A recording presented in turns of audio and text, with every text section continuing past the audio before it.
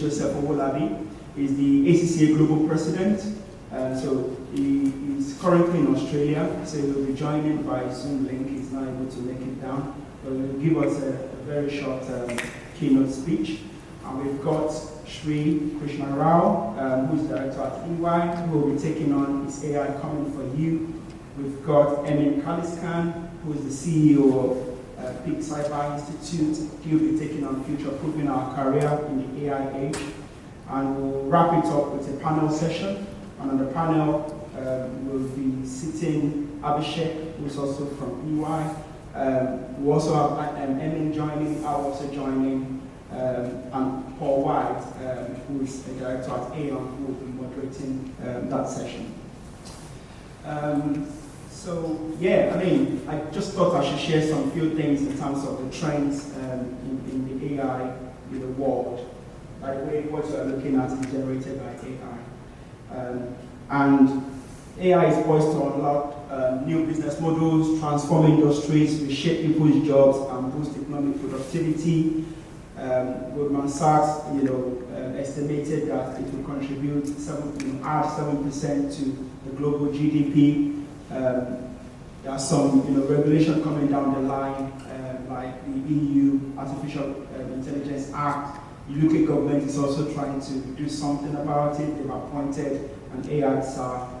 More and more of these we'll discuss, over the session. So just thought I should, mention a few.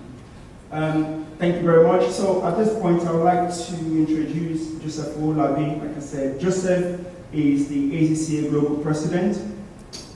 He's on Zoom. I'll mute him in a short while. And he is, just a little profile on Joseph. Joseph collaborates actively with regulators, investors, and other stakeholders to promote transparent financial and non-financial reporting and disclosures. He assists organizations, both private and public, in raising funds in global capital markets and reporting on IFRS and local GAAP. He spearheaded a project that metamorphosed into the Nigerian Capital Market Sustainability Conference. This was hosted by EY and Nigerian Stock Exchange and GRI, which attracted over 120 CEOs and senior executives. So with that, I would introduce I'll get Joseph on. Just bear with me to get him on and check everything.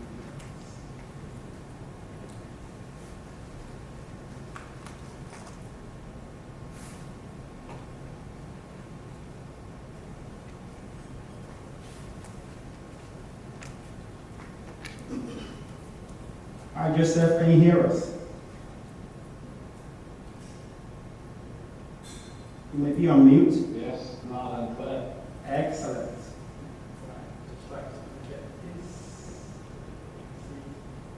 Excellent. Over to you, Joseph. Thank you.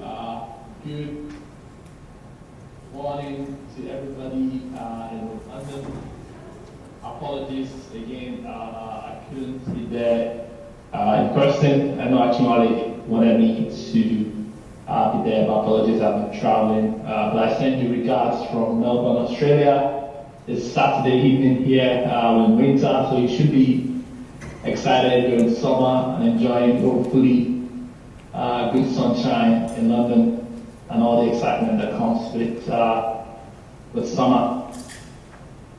So I'm very delighted to be opening up today's what I believe would be very insightful and engaging session because, like you all know, artificial intelligence is here to stay.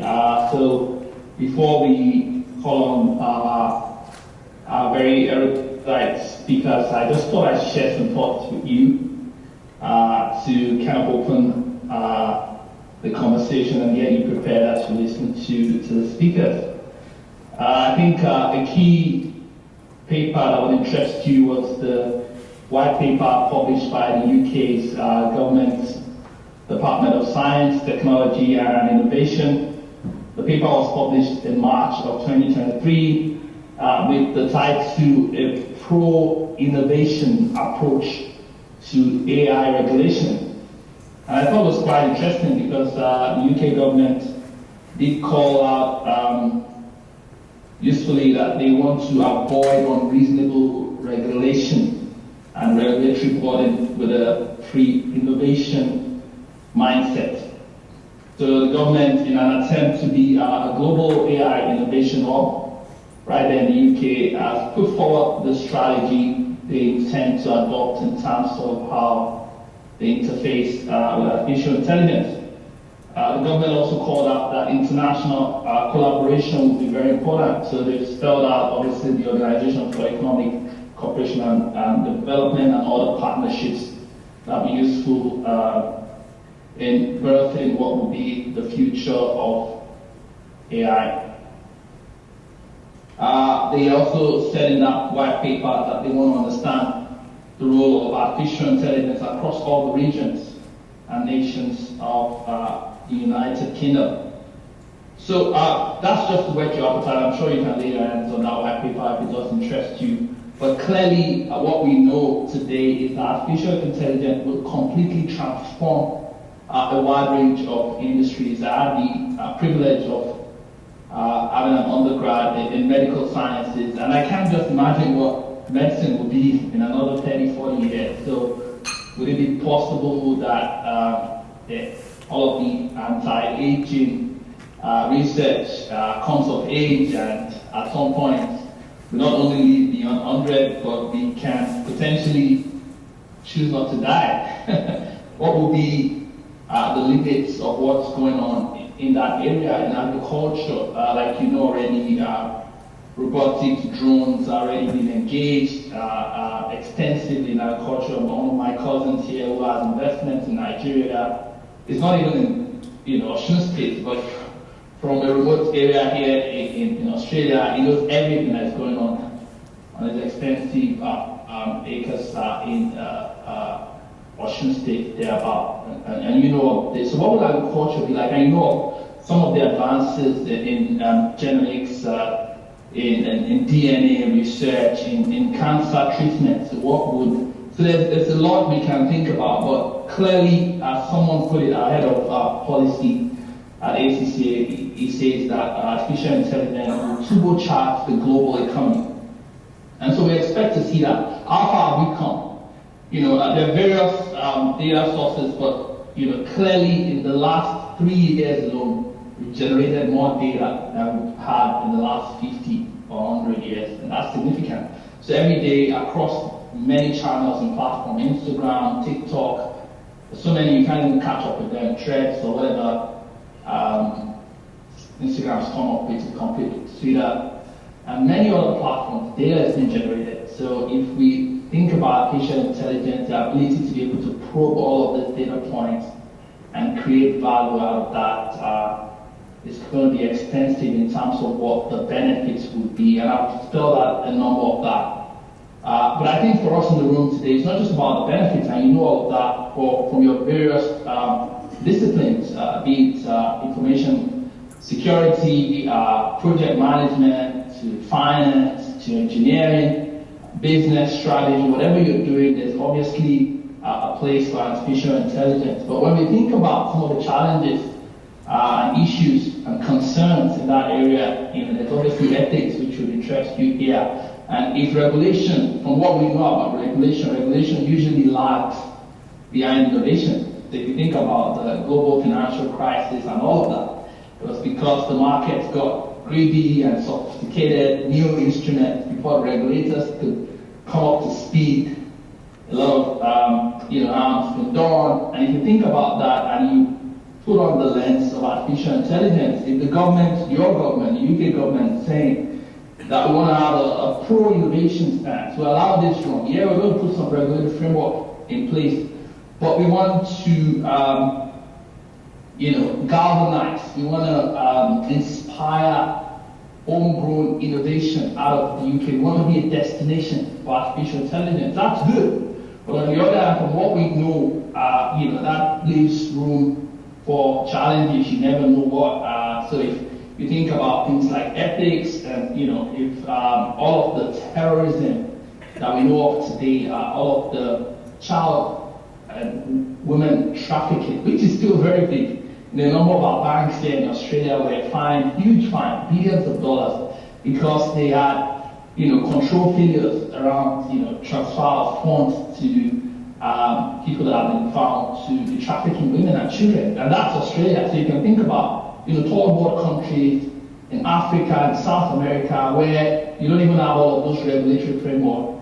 And with artificial intelligence, how people that are doing evil or unethical practices can accelerate their processes. Obviously, there's cyber issues and there's deepfakes, right? You know what happened with the US elections 2 years ago with Trump and Larry and all of the role Twitter played or did not play and all of those things. If we continue to advance in artificial intelligence, there's a concern that potentially, if I do I send him a bill, I don't even hear it from him. If somebody's talking to me on the phone, I'm not even sure, if the US president gets or some of the naval generals get a message to blow up a particular destination, and it looks like the US president, how are you sure? Everything coming from their proper channel, with deep fakes, the technologies out there currently, very cheap, people can lay their hands upon them and they can develop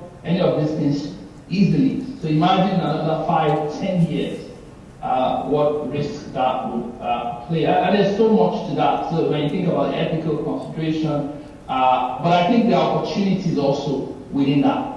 Everybody's talking about sustainability, and we know what AI can do with sustainability.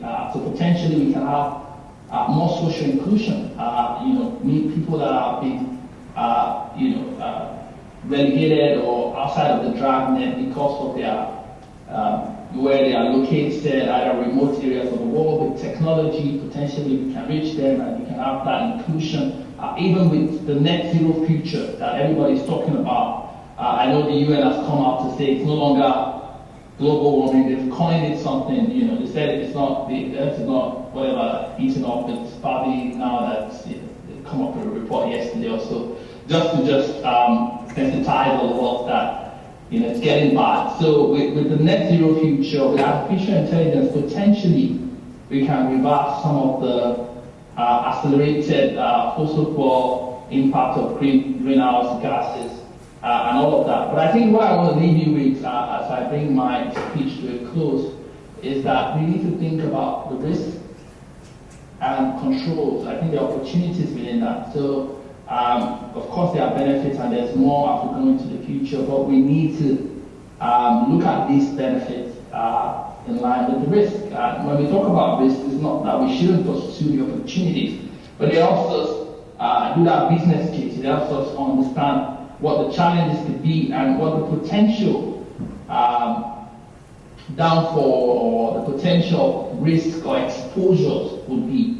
We don't need to have another GFC, or we have, I wrote an article recently for the ACC, and it was about Skynet. Many of you saw the Terminator movie back then when Skynet took over. Hopefully we don't have something like that. But those are the potential risks. I remember someone posted a question to, I think the humanoids, the robots developed by Elon Musk. If you want to take over, will you ever plan to take over, from humans? And I think the robot was hesitating, but you never know, what happens. All of this have been in science fiction, but hopefully there's no time where that becomes a reality. Thank you, everyone. Thanks for having me today, and I look forward to listening to our very experienced and erudite speakers as we continue the session today. Thank you. Thank you so much. Thank you very much. Thank you, Joseph. That was wonderful. Thank you. Right. At this point, I'm going to hand you over to my uncle. His name is Akinola Daisy, but we all call him Jay. Over to you, Jay.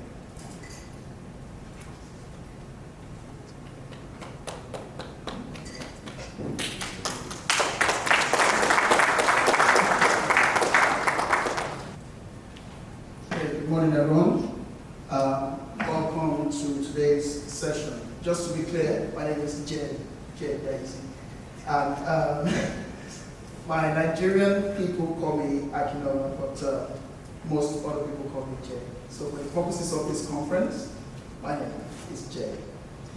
I hope you have already, even in the short time that we spent together, started to get a sense of the importance of today's session.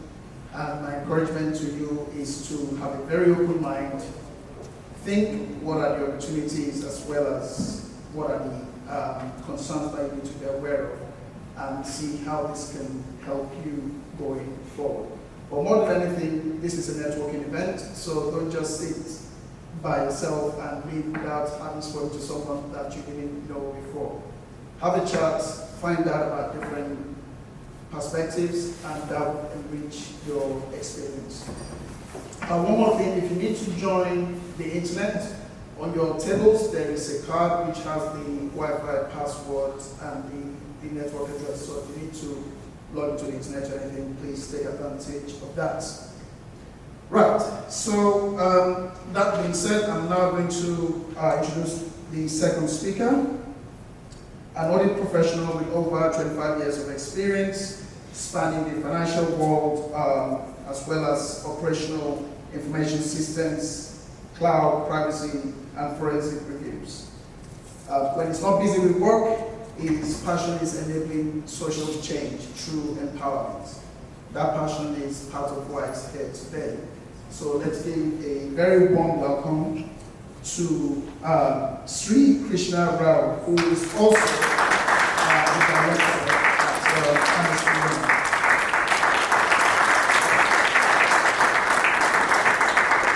Thank you, Jay. Good morning, everyone. A pleasure to be with you today morning. We will try to keep the time so that we have we progress through the day. So before I forget, I also would like to thank Akin for this opportunity, because this is not something that probably I or my colleague Abhishek know more than you do. It's just a matter of sharing with you what our experiences have been in this area, and we also equally look forward to getting enriched by your experience and your thoughts on this topic. So with that, if we so the topic that we will be discussing over the next 1 hour is, are our jobs under threat because of AI? And I thought that there is no better way to reflect back on that particular theme other than taking a look at taking an example and then thinking through how have we seen the impact of that over the years, right? And I deliberately chose the typewriter because I still remember my beloved mother dragging a very rebellious teenager who was about to get into college, into the local typewriting institute, and telling me, go learn how to type, use a typewriter. And that thing became an object of hatred for me because my spare time was being consumed by going and trying to learn the typewriter. Right? So at that time, my mother was telling me, without you learning the typewriter, you will never be successful in the corporate world. And I both had a grudging respect. What is this mission all about? My God, I mean, if it is going to be that important, right? So, and this is what? This is probably the late 80s, right? Not that far away within our lifetime, right? So I also reproduced what was reported in the press when that particular equipment was discovered, right? And look at the fantastic tribute that the press was paying to the typewriter, because it generally ended up replacing the profession of writing. I don't know whether you're aware of that there existed a profession of writing. There are professional writers who would write just like the printing machine, and that profession died because of typewriting, right? Then we came into printers, right?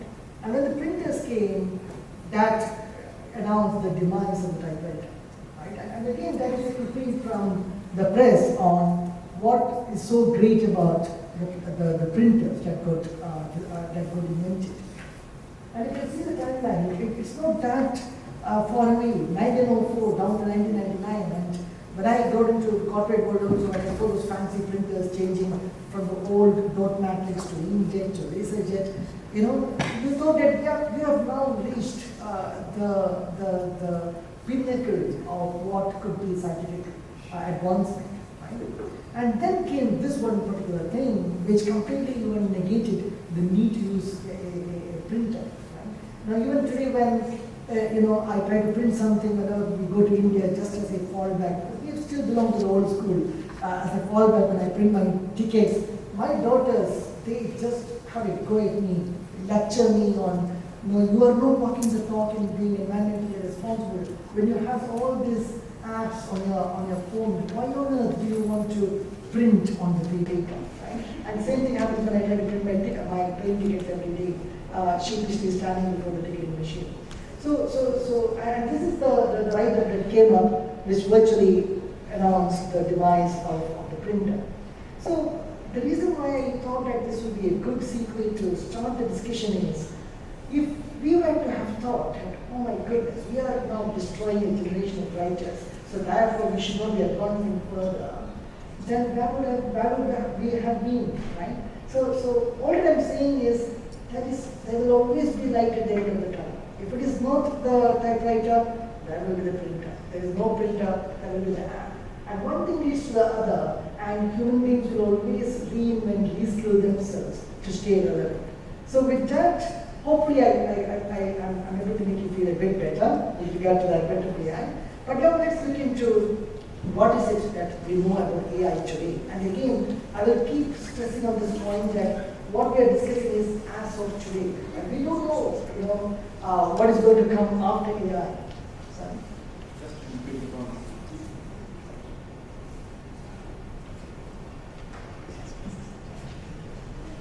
Alright, so artificial intelligence, if you were to go away from the very theoretical definition of it, it is whatever a human being can do, if a machine can do, that is artificial intelligence, right?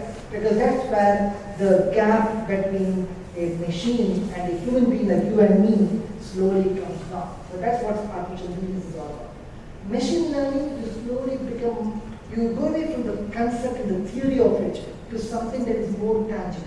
So if a machine is trained to imitate human behavior, or regardless of whatever process it is taking care of, that's when it becomes machine learning, right?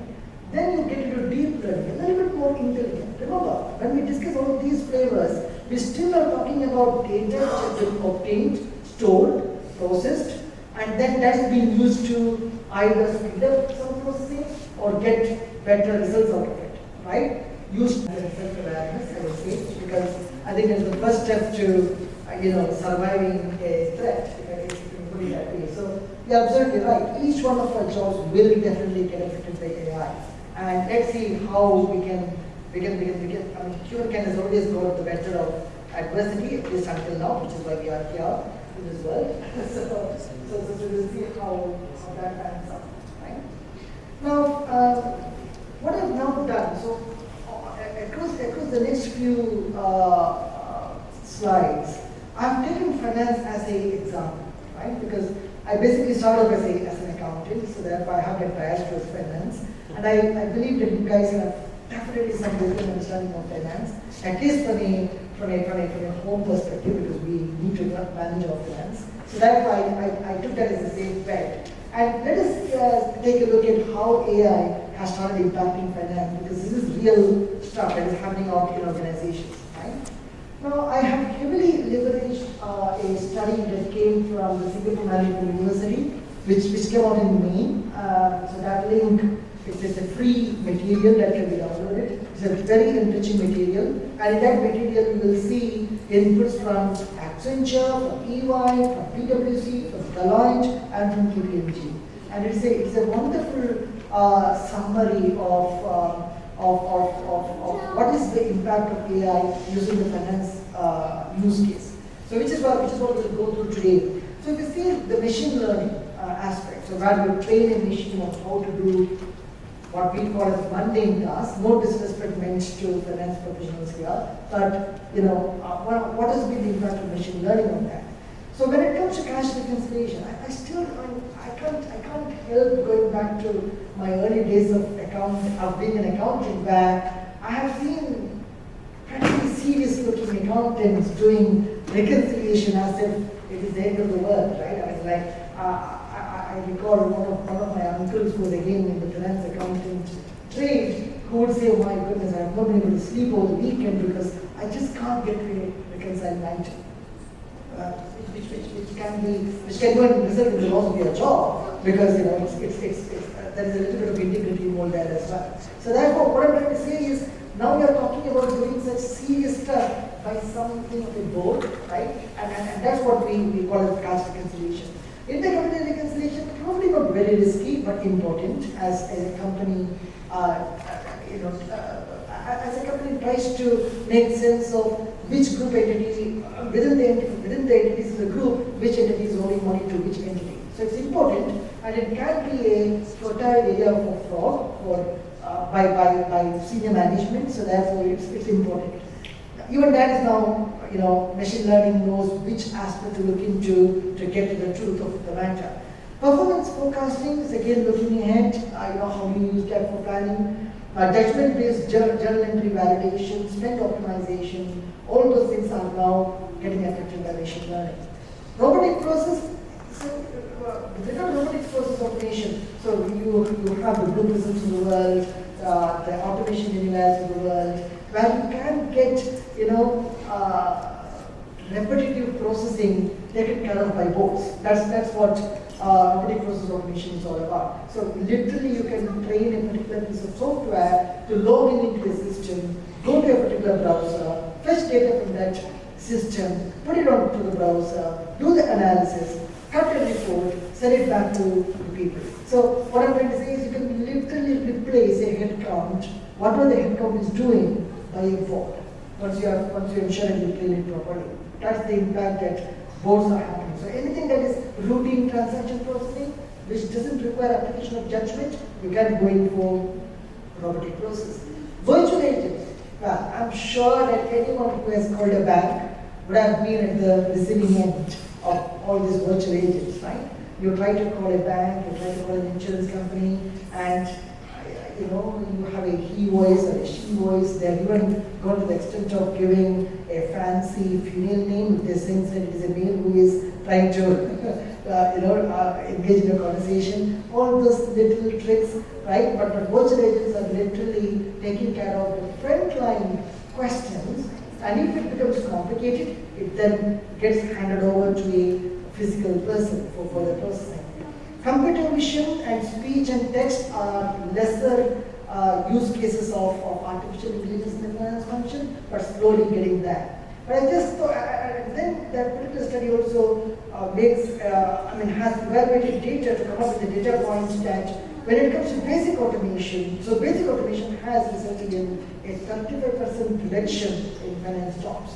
And advanced automation like RPA, AI, and blockchain have, as of 2018, have resulted in a 70% drop in finance jobs. And so you have now seen the job loss because of artificial intelligence. Artificial intelligence at the same time has spawned a 50% increase in jobs as well, or is expected to by 2025. So the net impact, what we're seeing here, what we're talking about here, is around 55%.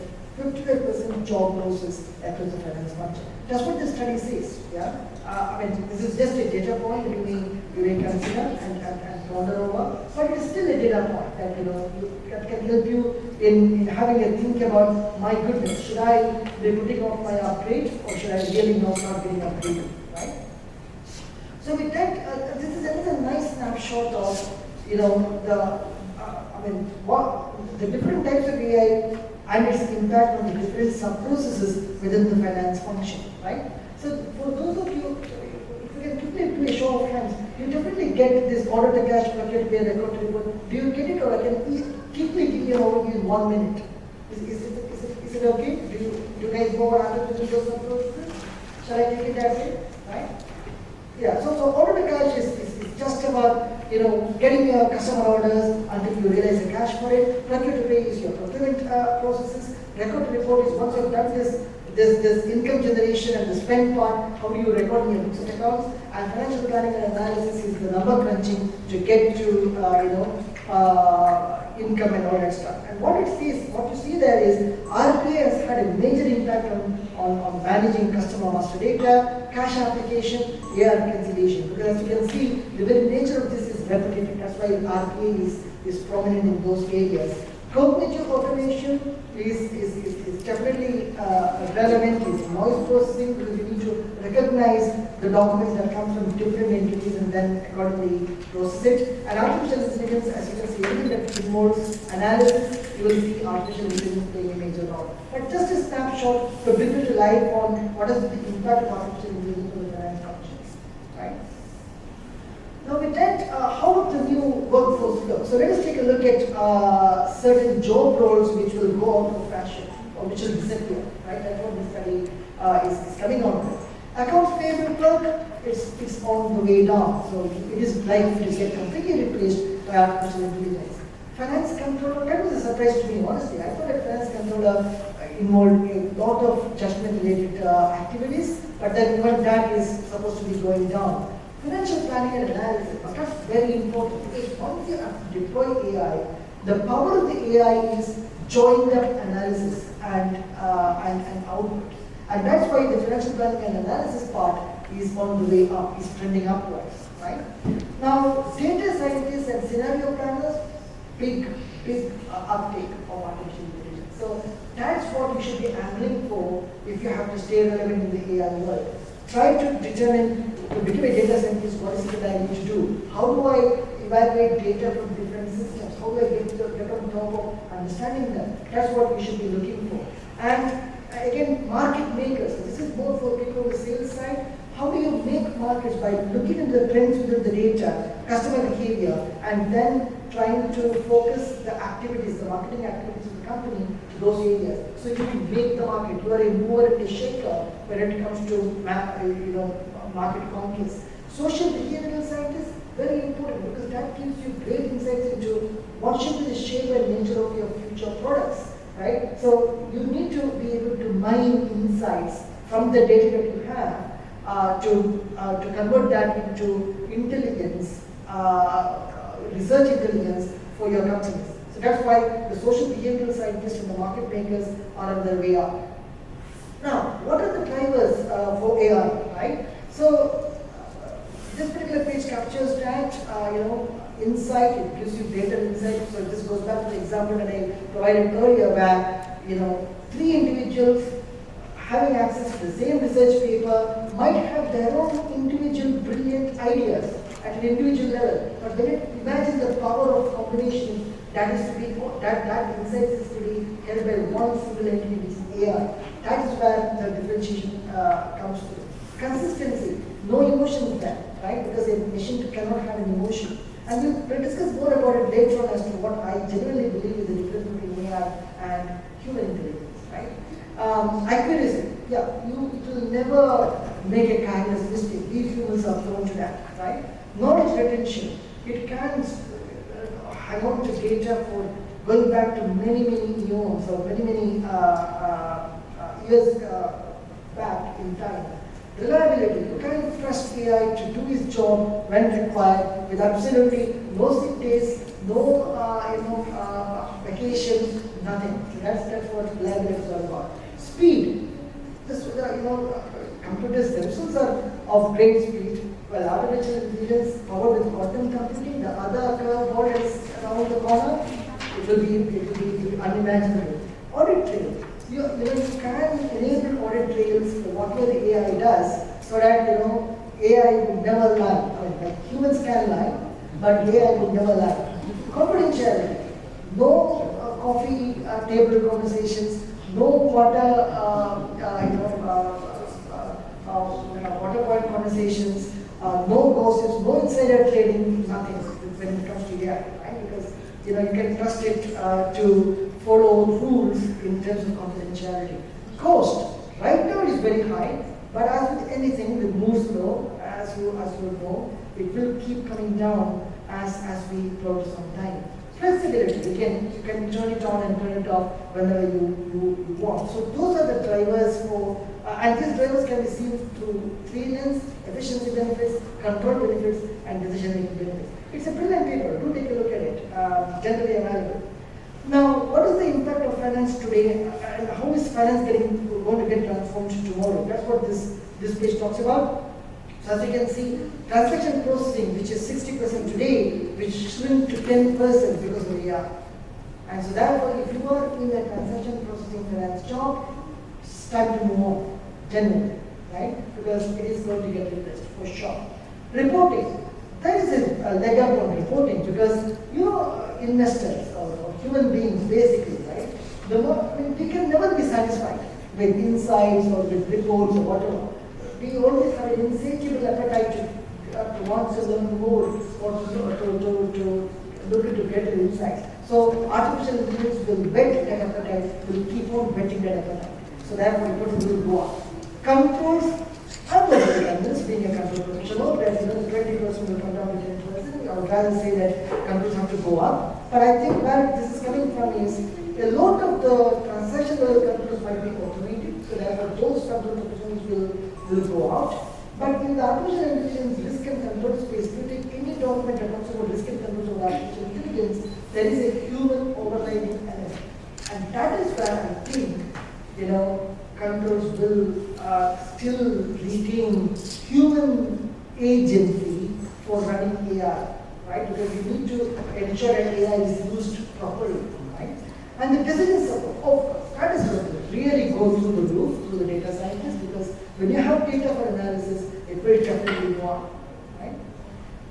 Alright, so what is it for me then, in terms of top challenges for AI initiatives, right? So again, that study highlights that you will have implementation challenges because there is of course always a culture issue when it comes to organizations run by people like you and me. Integrating AI into organizations' roles and functions, that's going to be a challenge. Data issues, again, data privacy, because you are dealing with your and my data, so therefore you should be very careful about it. The cost of AI technologies, initially it will be prohibitive, but as technology moves forward, it will keep coming down. Lack of skills, that is eye-watering for me, right? Because if I am feeling threatened by AI with regard to my current job, well, there is a big gap to be filled. So therefore, focus on that one, right? Lack of skills. Challenges in measuring and proving business value. For the usual routine transaction stuff, that is going to be easy. But when it comes to analyzing data and coming up with new markets, for that, well, the chickens have to come home to roost for that, because you need to really see the evidence of it through greater sales and all that stuff, right? So an interesting insight, but nevertheless very important for me as an individual. And going to the theme of this topic, I would look at lack of skills, right? And then again, with regard to the skill that is needed, the AI skill gap, well again, eye-watering, AI researchers, AI software developers, data scientists. Now AI software developers, remember, one of the biggest downside of adoption of AI is you no longer need coders, right? You can just ask a particular task in a particular language and the AI platform will return to you the lines of code. But then what is this all about? This is all about how do I come up with an AI platform, how do I code for it? How do I train it to look into various data sources, pull the data insights, make sense of it, and then generate value out of it. So these are the different skills that would be required to deploy AI at scale. So again, a good insight to keep an eye on as you try to see how else can I make some money, right? So that's what this is all about. So with all this issue, how confident do you feel in saying AI is an opportunity rather than a threat? What do you now think with regard to that particular? I think I feel comfortable that hopefully, my line of thinking is landing. So thank you for that. So look, I generally want to follow this up with a real life narration of what my journey has been, and that I think is important because it is backed up with facts, right? Of course, I can assure you that I'm not lying, because that's important, journey as an accountant, I think it was in 1991. And we bought our first computer for when my dad's company was in practice, which is a big machine, 75,000 Indian rupees it cost, and its technical name was 38680 or something, okay? Fujitsu 38680. And I was the darling of the town, the first accountant's office with a computer in town. And I still remember, looking at those green blinking lights and a black screen sort of thing, right? And I moved from that in 95 or 96 to the corporate world when I first went for my corporate job in PwC back in India. Before I then went on to Juniper Networks in the internal audit function, and then landed up here in the UK in 2015 with EY, right? Look, I started off as an accountant. I somehow realized the increasing penetration of technology in running business processes, and then determined that, my God, I need to get on top of this, otherwise I'm going to be in trouble, right? I'm going to become redundant, or I'm going to become irrelevant. I'm going to be one of those accountants who's going to continue doing the boring job of recording what is done, right? And right now, even those jobs are hard to come by, even in India. That's the reality. So was I brilliant like an astronaut? No, of course not. I was a mundane, school kid, just now became an accountant and trying to, make some sense of the life that is around me, correct? And then I went on to, let me master IS auditing, did my CISA in 2003, and then National Information System Auditing, right? Information System Auditing, CISA, with all due respect to ISACA, while it is a conceptually good course, it is low on technical content. That made me, dabble in networking, did my CCNA, trying to understand what routers are, what switches are, what are the different layers of the transport layer. Because only then I hate expressing an opinion on something that I really did not understand. And so I thought I should be true to myself, right? So you then went on to that, and then as soon as I felt at the top of the world, because being an accountant, getting into something technical was supposed to be like, stepping out of their comfort zone and making a success of it. So you go into that, and you then realize, I think it is now time to rest on my oars and feel comfortable. And then came Steve Jobs and all his apps and all that stuff, right? Again, unsettled, right? So all that I'm saying is that this is a good segue to the next page I had on my presentation,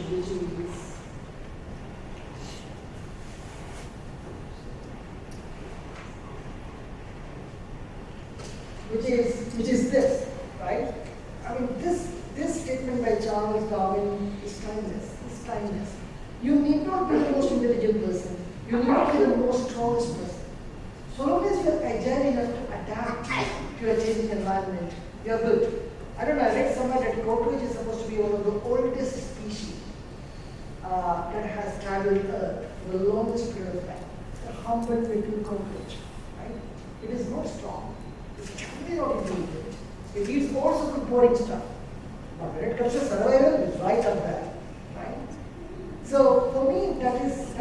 I hope that message will resonate with you, and the not sure and very concerned part of you will now feel emboldened, and we can sail through this as well. Forget about AI. What is next? That should be your posture. I'm sure that you will be able to see through that, right? And then I also wanted to, and this is a very favorite depiction as far as I'm concerned with regard to the impact of AI, right? You might have the best AI out there, right? But remember, at the end of the day, it's a machine. It is not intelligent. So I again come back to the other point that I made at the beginning of my presentation, which is, to me, in my view, the difference between human intelligence and artificial intelligence is, artificial intelligence doesn't have motive, doesn't have intent, right? That is what I believe. I'm not saying that I'm right, but that's what I believe. It doesn't have a conscience, it doesn't have intent, it doesn't have motive. It is when the human agency behind AI tries to use AI against conscience, against with bad motives, then it becomes dangerous. Don't blame the AI, blame the human behind it. And similarly, if you consider AI to be a power multiplier, remember, you always need a human agency to keep it under control and out of mischief's way. And nothing more can be brilliant at this. If you look into this humorous cartoon, where the machine read that you have shed 7 kilos, whereas the poor person is no longer alive, right? Is being broken up by the beer. So therefore, if ever you have an interest in terms of keeping AI in the territory of morality, in the territory of doing good for mankind, go for being a discriminating professional with regard to providing assurance on AI. Because if you see any AI framework, one of the biggest control points in that framework would be the human overriding factor. You need to provide assurance on whether any use of AI is controlled and kept sane by the use of human overriding aspect. There has to be a human overriding aspect. Otherwise, for the EU AI Act, it's not acceptable, especially with the highest use of AI. Alright? So with that, I think we are good to take questions. If you have any, more than happy, and thank you for the opportunity.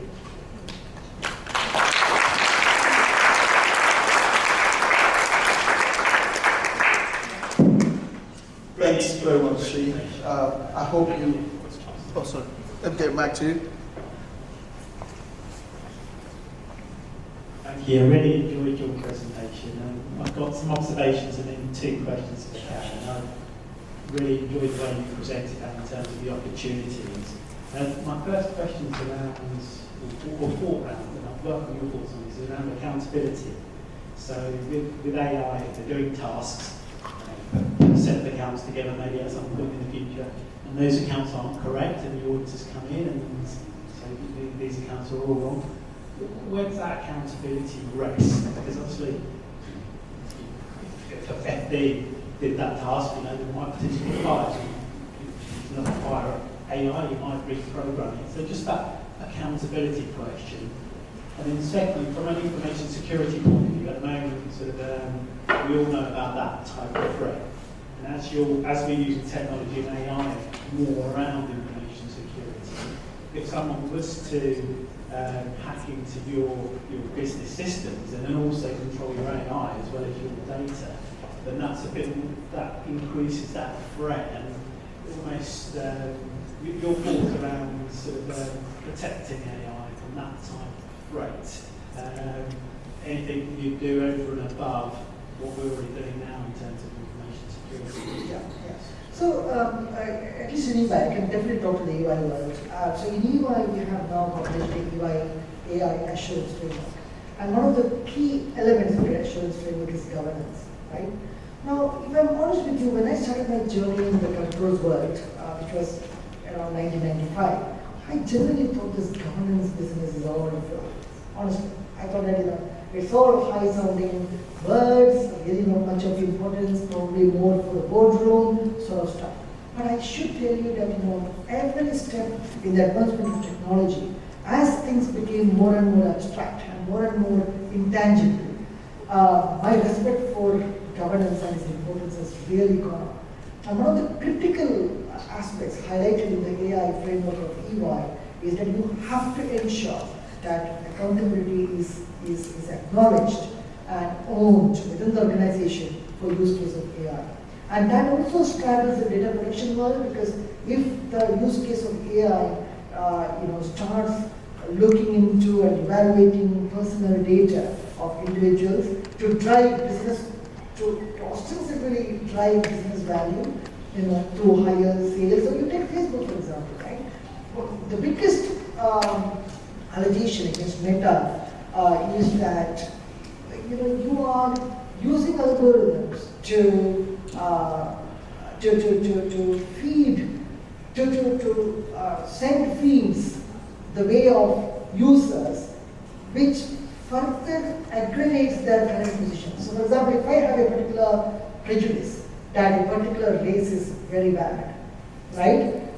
The algorithm picks it up because I keep spending more time on a feed that sort of corroborates my feeling about that race and then keeps on feeding me only that.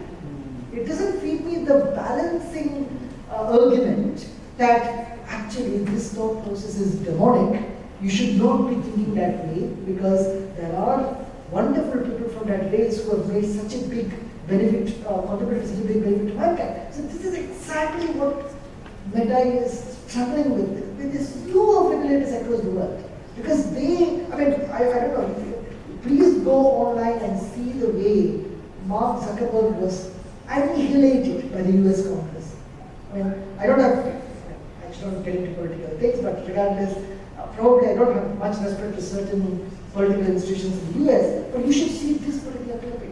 The way in which they asked Mark questions, which he struggled to answer, for obviously the same reasons, for lack of accountability, for lack of governance, is an eye-opener and should give you ideas on how we should ring-fence the use of AI within the business. You also would have read the news item on Google's AI lead resigning Google in protest that governance mechanisms are not up to scratch, right? So these are the red flags. It is a tough battle to fight because I have in the data protection sector, I have been to I have interfaced with marketing people. Marketing people generally are very aggressive, right? Because for them it is all about sales, revenue, and all that stuff.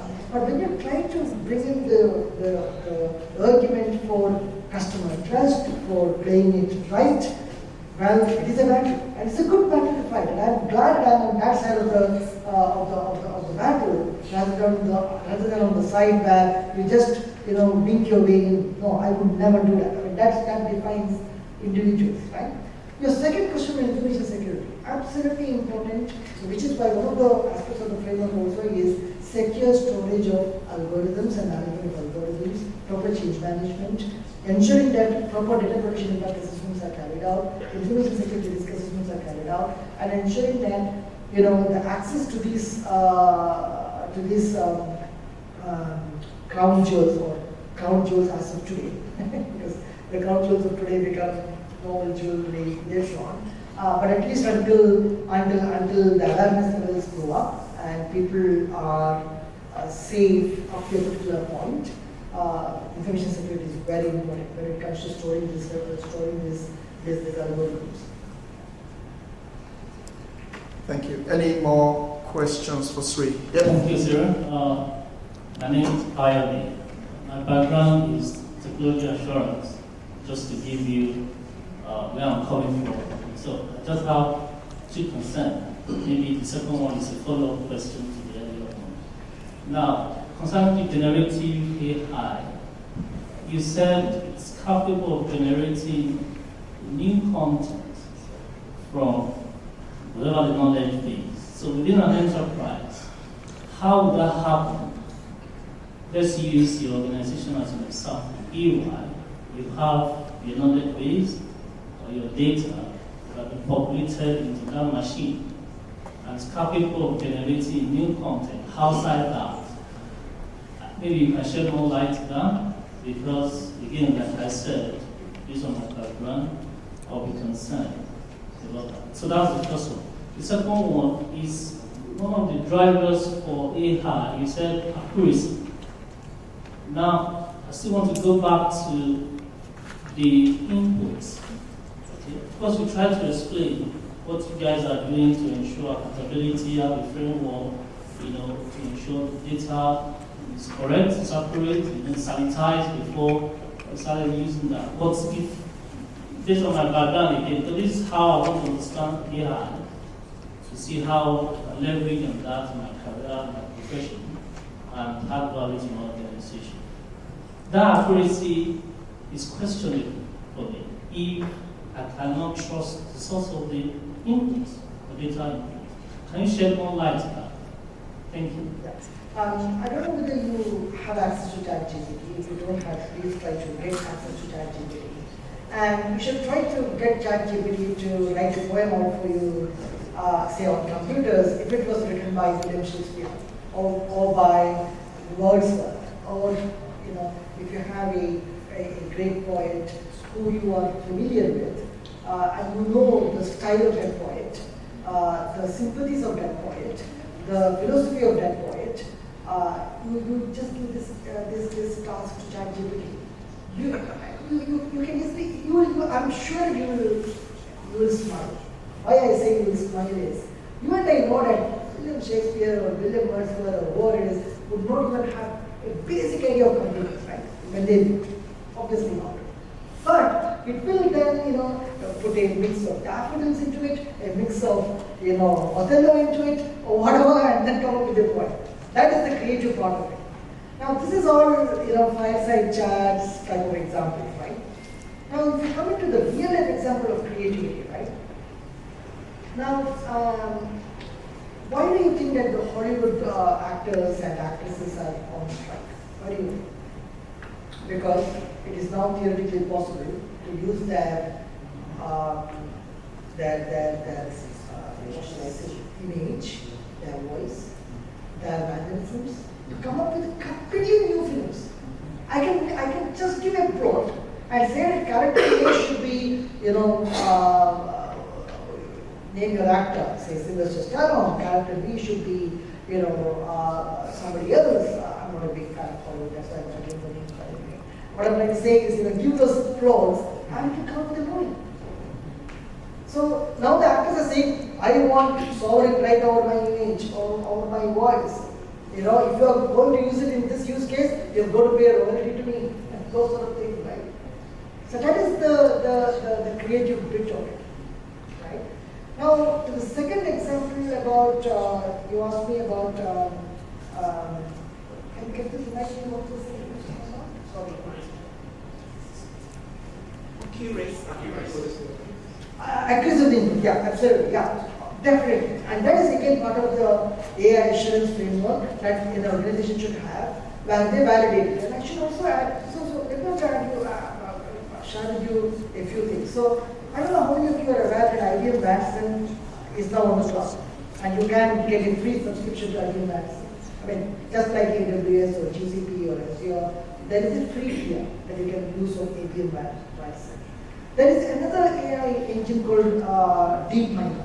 Again, you have a free subscription for it. Do take a look at it. You can get to understand how these AI engines work. Okay? So through forestation, through stacking up, and all that stuff. Now, any AI will have a training engine and a production engine. Okay? It is in the training engine that you provide the known cases of input data and train the algorithm that if this condition, and this condition is met, this is how you should provide as an output. That is the training engine. Then once it is very funny because I just dabbled with IBM Watson, and when I had provided those inputs, when I pointed it to certain data sources, it then tells me, hold on, the machine is learning. So it puts you on pause. Okay? And I was little, it was a shock for me. My God, this bird is telling you to stop and wait for it to learn. Right? Imagine if your kid had to say that. You ask the kid to do something and the kid says, hang on, Dad, I need to study something for now, and then I'll come back and I'll be back on the line. So it takes around 2 minutes before the next says, yeah, ready to do processing. Right? So the governance around the training part of the engine, what goes in, what use cases are being defined, that is important. So that is the proactive, looking forward part of the control. Once the training engine is then deployed on live environment, you definitely will have the AI come back and tell you, I don't know how to deal with this. That's because its training did not include that particular use case. Or it might come up with a completely outlandish output, just as you saw the other cartoon. Where you as a human being can instantly find out, my God, this is so, stupid and foolish. And therefore you should have a detective mechanism to gather all those outliers, all those rank mistakes made by the AI engine to feedback into the training part of the engine. That's how you make the training engine better and better and more real. Right? Yeah. Sorry, in the interest of time, because I do want us to move forward, there will be opportunities to ask questions as we go through the program. But let's all just put our hands together for our speaker suite.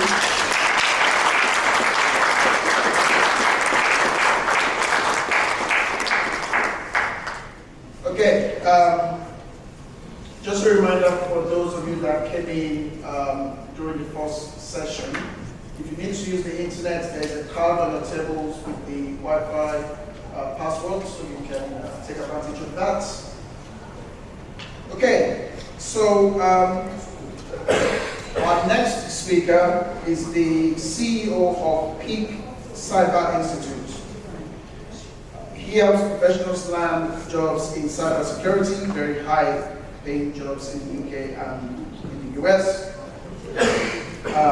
He's an expert in the area of testing cybersecurity, PhD-educated cybersecurity.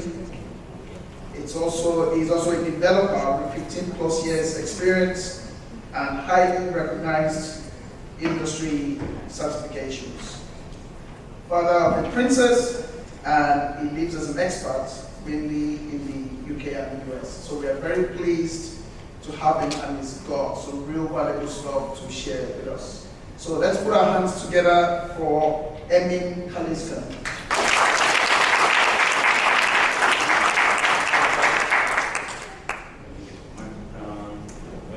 Many thanks for the introduction. Before we dive in, switch up. Okay, sorry.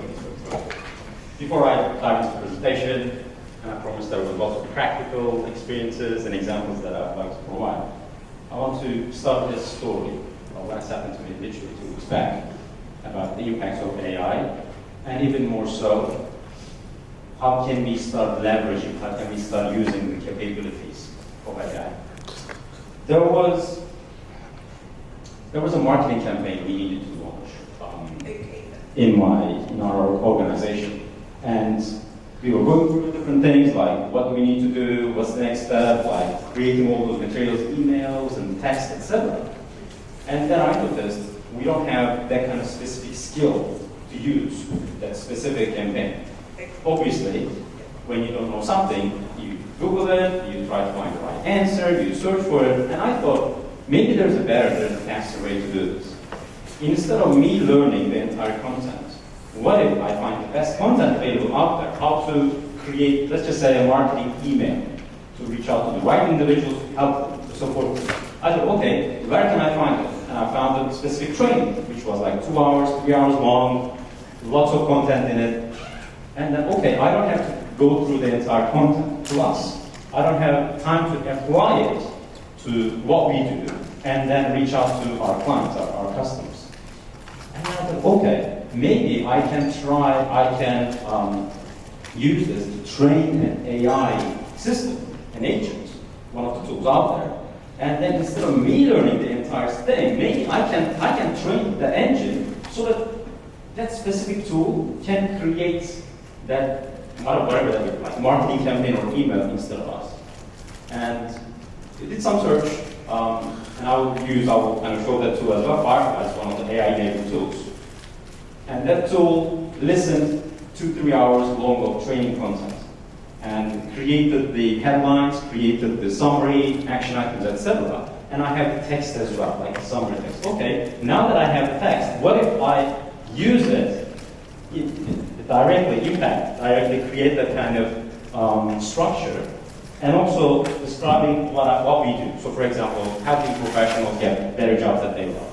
Or maybe could be like creating a risk framework for working with a client, for example. Maybe you know the frameworks that you're working with, and you know the client details, and now it's time to put together everything to provide that value, to create that report. And literally, without even us learning, without even me learning, bypassing like even human capacity and learning capabilities directly, training AI and get to the outcome. And that literally, in a way, blew my mind. Now that we have the tools available, because it's moving so fast, and I'd love to introduce those tools here as well, I just wanted to start with my personal story of how it is real right now. Because many times people think, oh, AI, ChatGPT, I heard about that, I gave it a go try. But let's just take a look how you can start using this in your day-to-day lives. Professional lives, personal lives, to make everything easier and faster and more efficient. So that's the topic of today. Obviously, I'd love to speak more about the technical elements too. And you can about impact of AI in cybersecurity. But before we dive in, a couple of quick kind of introduction about myself, what I do. My name is Emin Kaliskan, cyber transformer. I'm the founder of a company, a coaching and training company in the cybersecurity field called Peak Cyber Institute, and a dedicated program called Cyber Transform. And what we do, we help overworked and undervalued professionals land the cybersecurity jobs that they love, so that they can enjoy much better career freedom and create the impact that they love, and also enjoy a better lifestyle. And by background, I started my career as a database admin for several years, and then I switched to cybersecurity for about 10 years. As a penetration tester consultant, worked with different companies, most recently Grant Thornton, 5 6 back, an auditor, and lots of different kind of consultants as well with Big Four, and I see my colleagues here as well, and I love the presentation by the way, so thank you. And a couple of search like CSSP, etc. And then I made a move to start my own thing, like entrepreneurship kind of, inspired me, and then I got started. But let's just take a look at what do we have. We got ChatGPT, and what can we tell us? What can we talk about? So, AI and machine learning are rapidly advancing fields expected to transform industries. And it's literally just a couple of years, isn't it? Like we first heard about ChatGPT, oh my god, it's working. And I remember the first response, gut reaction was like, oh my god, I remember this. 20 years back, when I was studying computer science, we had neural networks, different nodes, lots of complicated mathematics, which I hated. But still now, after 2 decades, it sounds like it's real. Like when we ask a question, not like Google, not like kind of like typical cliche response like web links, etc. Now we say that we have never seen before. It's like the next level of information which is available. And it's transforming everything right now due to a number of reasons I'll love to talk about in the next couple of slides. But essentially, AI at the back end. And ChatGPT is one implementation because it's like text-based, we enter some inputs and then we get some certain outputs and then we can use it in different ways. We can use it to do some research. We can use it to create some summaries. We can do lots of different things. But is it just that? Is it just text? What about video? What about audio? What about processing? Just like we had covered in the earlier presentation, there are so many different industries, companies, technologies that will leverage and take advantage of AI. So let's just take a look at that. And AI will radically reshape the labor market and eliminate some jobs. At the same time, create new opportunities for different jobs. And recently, obviously, I'm in the career space, helping people, etc. We do a lot of research about what's available out there. And neural network engineers in the US, because of the high demand right now, venture capitalists are investing crazy into those companies. Some of the neural network engineers are getting paid a couple of $1 million every year, plus lots of bonuses, commissions, and different shareholding capacities as well in companies. This is just one angle, but obviously, how many people out there are neural network engineers? Well, what about that we can leverage, that we can use in our day-to-day lives and professions, the capabilities of AI and the tools? And how can we do this specifically? Do we have to go back and learn math from scratch? I don't think so. I hope. But what else can we do? Let's just take a look at that as well. New jobs will also be created requiring new skills. But what kind of new skills are we talking about? Creating new AI models? Or is it more like leveraging AI capacity and using different tools? For example, we all know Microsoft Word, Excel, you know how to, do some basic documentations and create reports. But right now we have different tools. But do we have those skills to interact with the tools the right way, the way that they understand? And then we can get to outcomes. Could be, again, creating basic reports, advanced analysis, reading through 100 pages of PDF documents versus entering the right prompt and then getting the outcome immediately instead of spending 3-4 hours, whatever. Then we can get to the same outcome in just 10 minutes, 15 minutes.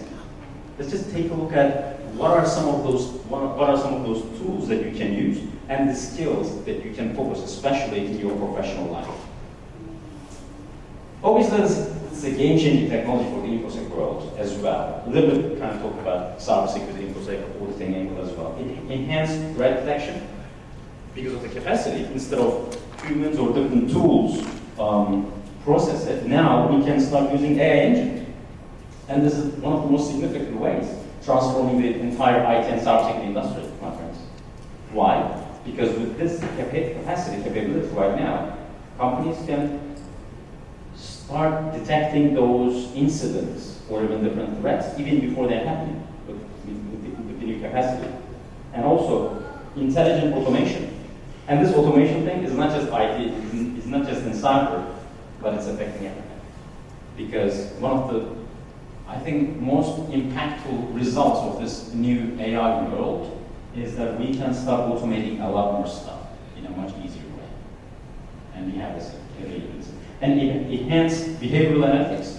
Because when we do that, when we know how to interact, when we know how to use it, enhance behavioral analytics. It's just like humans. Just like, are you watching that Black Mirror on Netflix with the new season 6, right? And when you take a look at the previous episodes, literally, when you watch it, oh my God, it's not real, it can't be real. But we are literally moving towards that. Enhanced behavioral analytics, and robots can learn and interact with humans, and lots of different technologies and tools and products. We are literally shifting so that they are really, really fast. But the question, are we ready? How can we take advantage of this, really? And let's just focus on the jobs at risk, because at the end of the day, the topic of today is like impact of AI into your career and different jobs, and what can we do? And first of all, let's just understand whether you are at risk or not, right? Coders, programmers, data analysts are at risk as AI can code and analyze data. But that doesn't mean those jobs will disappear in the next, like, I don't know, couple of years, right? But compared to where we were before, earlier in my career, you were literally typing HTML, title, head, my IT friends, the professional friends, if you remember. Right now, you don't even have to drag and drop. All you need to just interact. Hey, this is what I need. Create a website for me. And that's it. Obviously, it's a game changer. Because right now, companies can leverage this to reduce the cost, which is, when you take a look at the economies right now, inflation and recessions, and there are lots of different things happening right now. Obviously, companies want to take advantage of this to create better and more efficient outcomes by cutting costs, saving on budget, because that's the reality. Many times people think, oh, jobs and we have careers, etc. But at the end of the day, why do we have jobs? I mean, when we literally step back and think about this, we are helping certain organizations and businesses. Maybe in government context, it's not like profit, but right now the competition is fierce. If you are not different, if your company is not providing valuable outcomes in a profitable manner, obviously they will look at jobs and just, was it last year or 2 years back, Amazon, Microsoft, Google, they cut thousands of jobs. And people are worried. It was not like before, oh, I'm in IT, I'm safe, I'm secure. Unfortunately, that's not true right now. And it's for a reason. So that's why we need to pay attention to this. Why do I do what I do? What's the main reason behind all this? Our jobs, at the end of the day, create value in a corporate, in a company setting, so that they are profitable, and then we can also get the outcomes. But just like paying attention to the previous example I shared, some neural network engineers are making millions. Why? Because the impact they have and create helps companies in a massive way. So they are profitable and they're getting their share.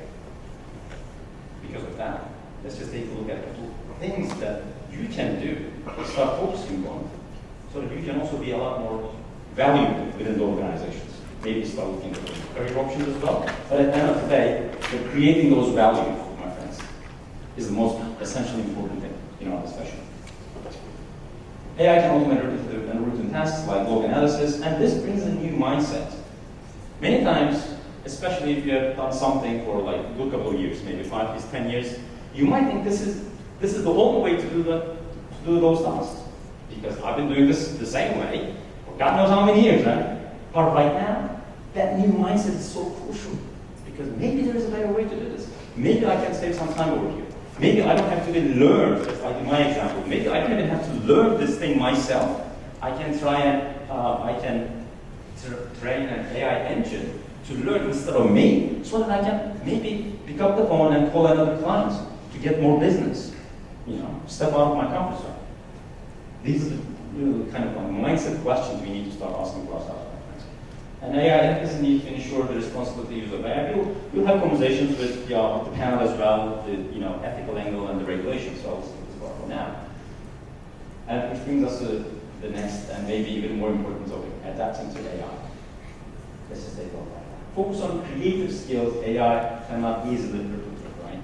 And in a recent article on Harvard Business Review, it's important to remember that AI isn't generating new insights. It's at the end of the day a prediction engine. We need to give data so that it learns, and then we can start taking advantage of it. It's not like creating like a magical box, he knows everything, and oh my God, we don't have to even kind of think about it. No, we need to feed data. The good news is we are creating data at a massive scale right now. Compared to data like in the past 50 years, when we take a look at the entire world, there are different research. I can't remember the exact figures, but it's probably much more than the entire universe, the entire world's history, accumulated data. Maybe it's 10 times more, maybe it's 100 times more, I don't know, but it's a massive scale. So that's why it's more to do with creating those, adapting and focusing on those creative skills so that AI cannot easily replicate. Why? Because AI does not know if especially when and if AI engines do not know the data at the core. If we do not feed that engine with some reliable, useful data, then it's our creative thinking comes into play. The usual way, just like what we've been doing. And we kind of hear in the news like, okay, AI is this, AI is that. But right now, it's more like, how can I start using this? What kind of tools are out there that I can use in my personal life, in my career, that I can save more time, and I can be a lot more productive? That's why I have put together, I guess, 8 or 9 different tools that I would like to show you on my screen, so that we can look at it together. And global tech savvy and understanding of AI. It's just like when the first phones, like touch-screen phones, like iPhones, etc. When we start using, it's like, some generation, I use my Nokia 3310 phone and lots of buttons because some people are like that, laggards as we call it. It takes some time for them to adapt. But right now, we have this, we have VR, we have augmented reality. If you want to look at that, just like Darwin's example that we have seen, then it will be a problem. Because the entire industry, the entire communities, companies, they are adapting, and as professionals in different companies working, we need to catch that train, and even more so, we need to lead. Like, we need to come up with solutions to our managers, and CEOs, and clients. Hey, there's a better way to do this. We can get better outcomes for you in less time, so that you can save money, for example. You can save time, and then profit. Because this is the era that we are living in. It's such a nice maybe coincidence that right now, inflation rates, recession, companies are worried, looking at different ways to cut costs, focusing a lot more on their budgets. But if we know how to leverage and take advantage of these tools, there is hope. We can find ways. And obviously because of that, if you are not adapting, if some professionals are like, no, this is the way that I do, and I'd love to continue to do what I'm doing, it might be a problem. Maybe not today, but I think very soon. And ethical AI implementation too, because that brings new questions too. We are training AI, we are providing data, sometimes with personal data, we have GDPR, we have different regulations in place, and now we are even maybe uploading most sensitive company data, maybe by mistake, like ChatGPT, we have that, and then we are uploading, okay, this is the client that we have, and I want to create a risk assessment, kind of like a document. But what if we upload, those data elements as well? Then what happens? Who owns the data? Where is that data stored and located? There are lots of different things to consider. That's why we'll have like an impact on regulations and kind of ethics discussions, I guess, in the panel after this. Emphasize human-centric skills, humans, and how we interact. Like we have feelings, we understand just by being in an environment, create a kind of understanding the pain of an individual or maybe a client. And those kind of things, maybe, again, AI at some point, maybe it will start helping us too. But right now, we have the upper hand, we have the advantage. So when we understand someone's pain, someone's problem, someone's desires and goals, my friends, and then we can, okay, they could create a difference in what you do, okay, in the AI world. Adaptability and agility, like we discussed, there are so many different ways that we can start doing the things, but are we aware of it? Like literally, what are different ways that we can start using AI? Different tools. Are we aware of it? Do we know them? After starting my business 5-6 years back, I was kind of following, doing the work that I do the same way, because there was no need. But right now, for example, marketing, sales, lead generation, providing better value for clients, creating resumes, cover letters, LinkedIn pages, etc. Back then it was like manual process asking and then doing different things. But right now, okay, what if I copy-paste someone's background and then adapt it to a much better looking and also impactful marketing material, which is like a cover letter, or maybe understanding certain companies' needs by reviewing their website in detail and understanding their pain points right now, so that I can create a much effective, okay, that's a new need. But what I noticed is those small companies, startups, they follow the trend much, much faster than, let's just say, a 5,000 employee company or organization, which makes sense because making a change, being that agile is not that easy. We need to get approvals, and everybody has to be on the same page, lots of meetings involved. So that's why let's just take a look at what can we start using in our personal lives and then in the corporate environment as well. Adaptability and agility is a key thing. Always have that open mind to, okay, how can I do this thing better? How can I automate my skills? How can I do this? Maybe we're not thinking right now. Electric cars or Teslas, for example, driving. It's automated, isn't it? Lots of AI engine processing. And it creates different impacts on everyone's life, right? It beeps, like you're driving, okay, there's a bike coming, a pedestrian, stops, etc. We don't notice. But what's behind all this stuff? And what kind of impact will that create? Cross-disciplinary opportunities. It's not just one angle. Let's just say you're working as an auditor, let's just say. The auditing companies going to different resources, etc. That's one. But what if we start applying it to a different direction with more detailed technical analysis? Not like going through paperwork, okay, it seems like you've done your latest research, latest review last year, and this year's report is not sufficient, so I'm giving you minus there. So that's why next year we'll fix it. Then, okay, what was the reason behind this? Some technical issue prevented you, or maybe you didn't have the manpower. How can we create that connection to create a lot better solutions and recommendations too, in a much more efficient way, in less time? These are the discussions. Like thinking outside the box is probably that's why one of the most important skills we need in this AI age. And that is a skill too, a learnable skill. Entrepreneurial mindset is another one, and kind of follows what we discussed. And soft skills, that's another part. Because it's just like, and we see more and more movies like that, like in Black Mirror TV series or different movies, robots. They know everything. They can start acting like human beings, but at some point still, they are a bit weird, isn't it? So that's why that is the angle that we can push forward, because we are human beings. We know how to shake hands, we know how to create eye contact, we know how to understand someone's pain and problem, and have a nice chat, just like we have this networking event, and we can kind of talk to each other and learn more about our personal lives as well. AI agents right now, obviously that's a short because they don't have this. Maybe they will learn at some point. That's even better than the average human being, let's just say. But there's a way to go.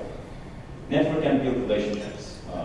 So the goal is not to compete with AI, but to complement it with unique human skills and capabilities.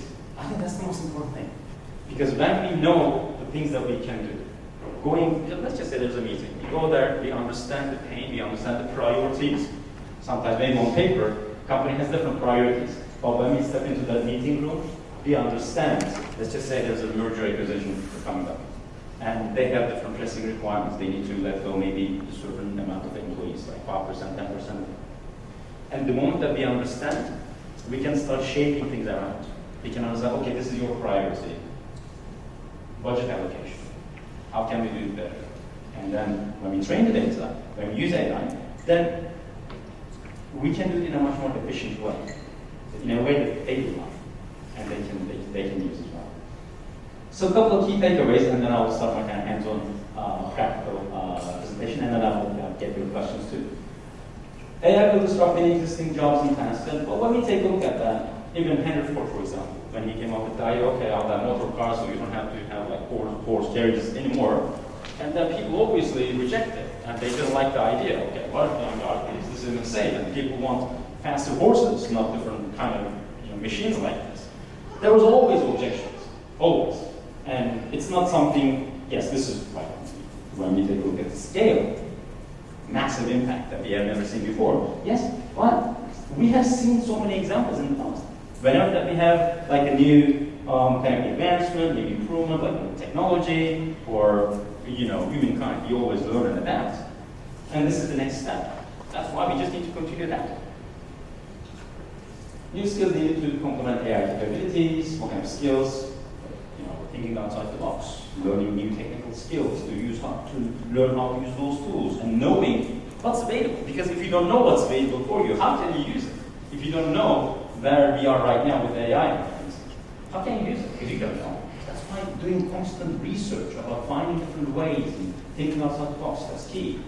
Agility and adaptability, crucial to stay relevant. More human-centered roles likely to thrive, because that's like competitive advantage versus machines and humans and with AI.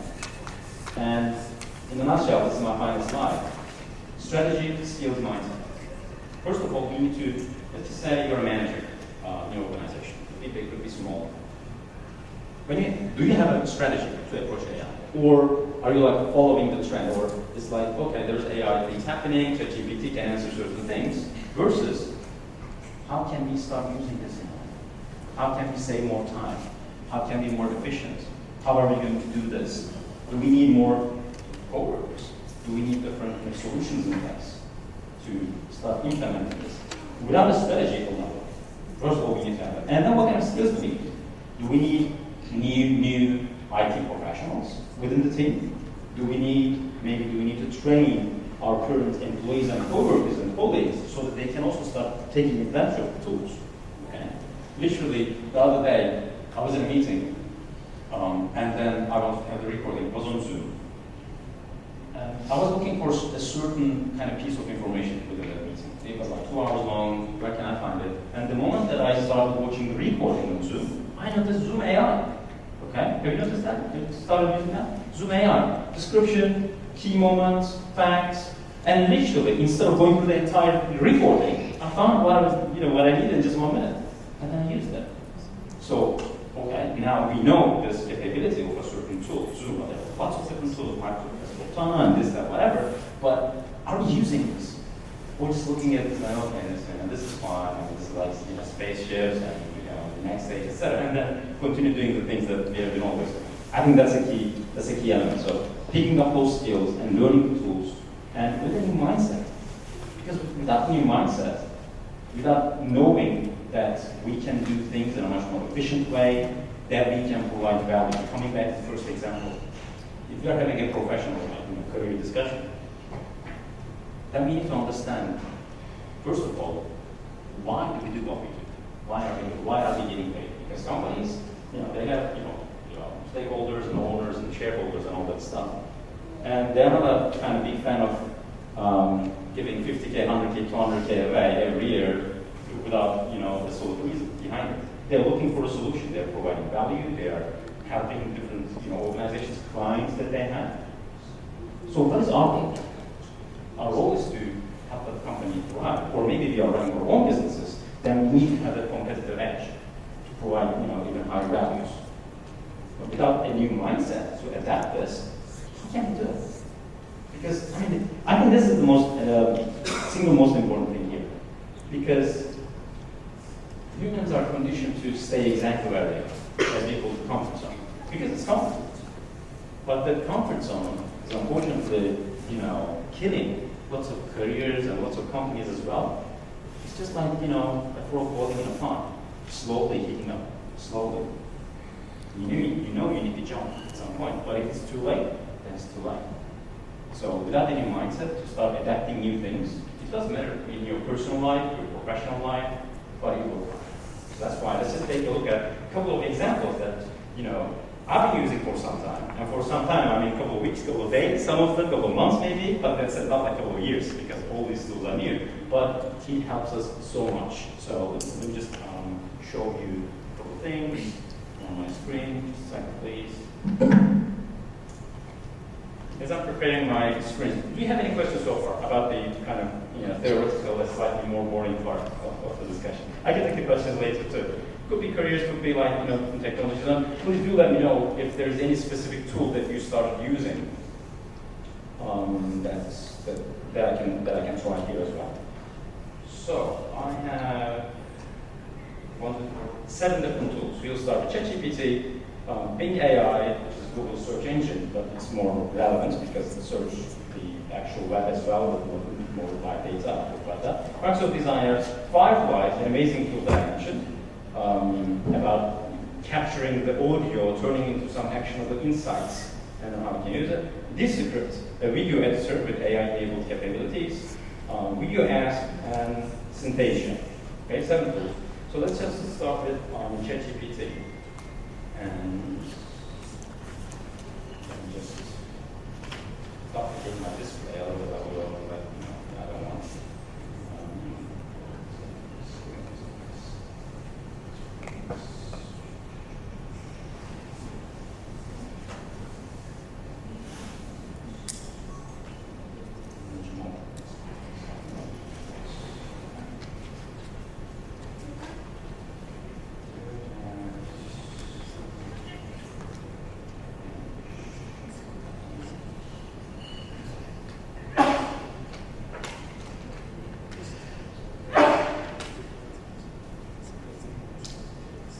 Okay. So, full screen. And ChatGPT, as we know, we have 2 different versions, 3.5, and we are talking about different AI engines behind the scenes. And ChatGPT 4 is the most, more capable. We are using it in a tool called Cloudy, and I can show that to you as well. And many times when people see this page and they start playing around with the ideas and capabilities and examples, or got any creative ideas for 10-year-old's birthday. Okay? Maybe you have a birthday coming up for your son, daughter, maybe a friend, and then you can start using this as a personal example. But what about right now what we can use? For example,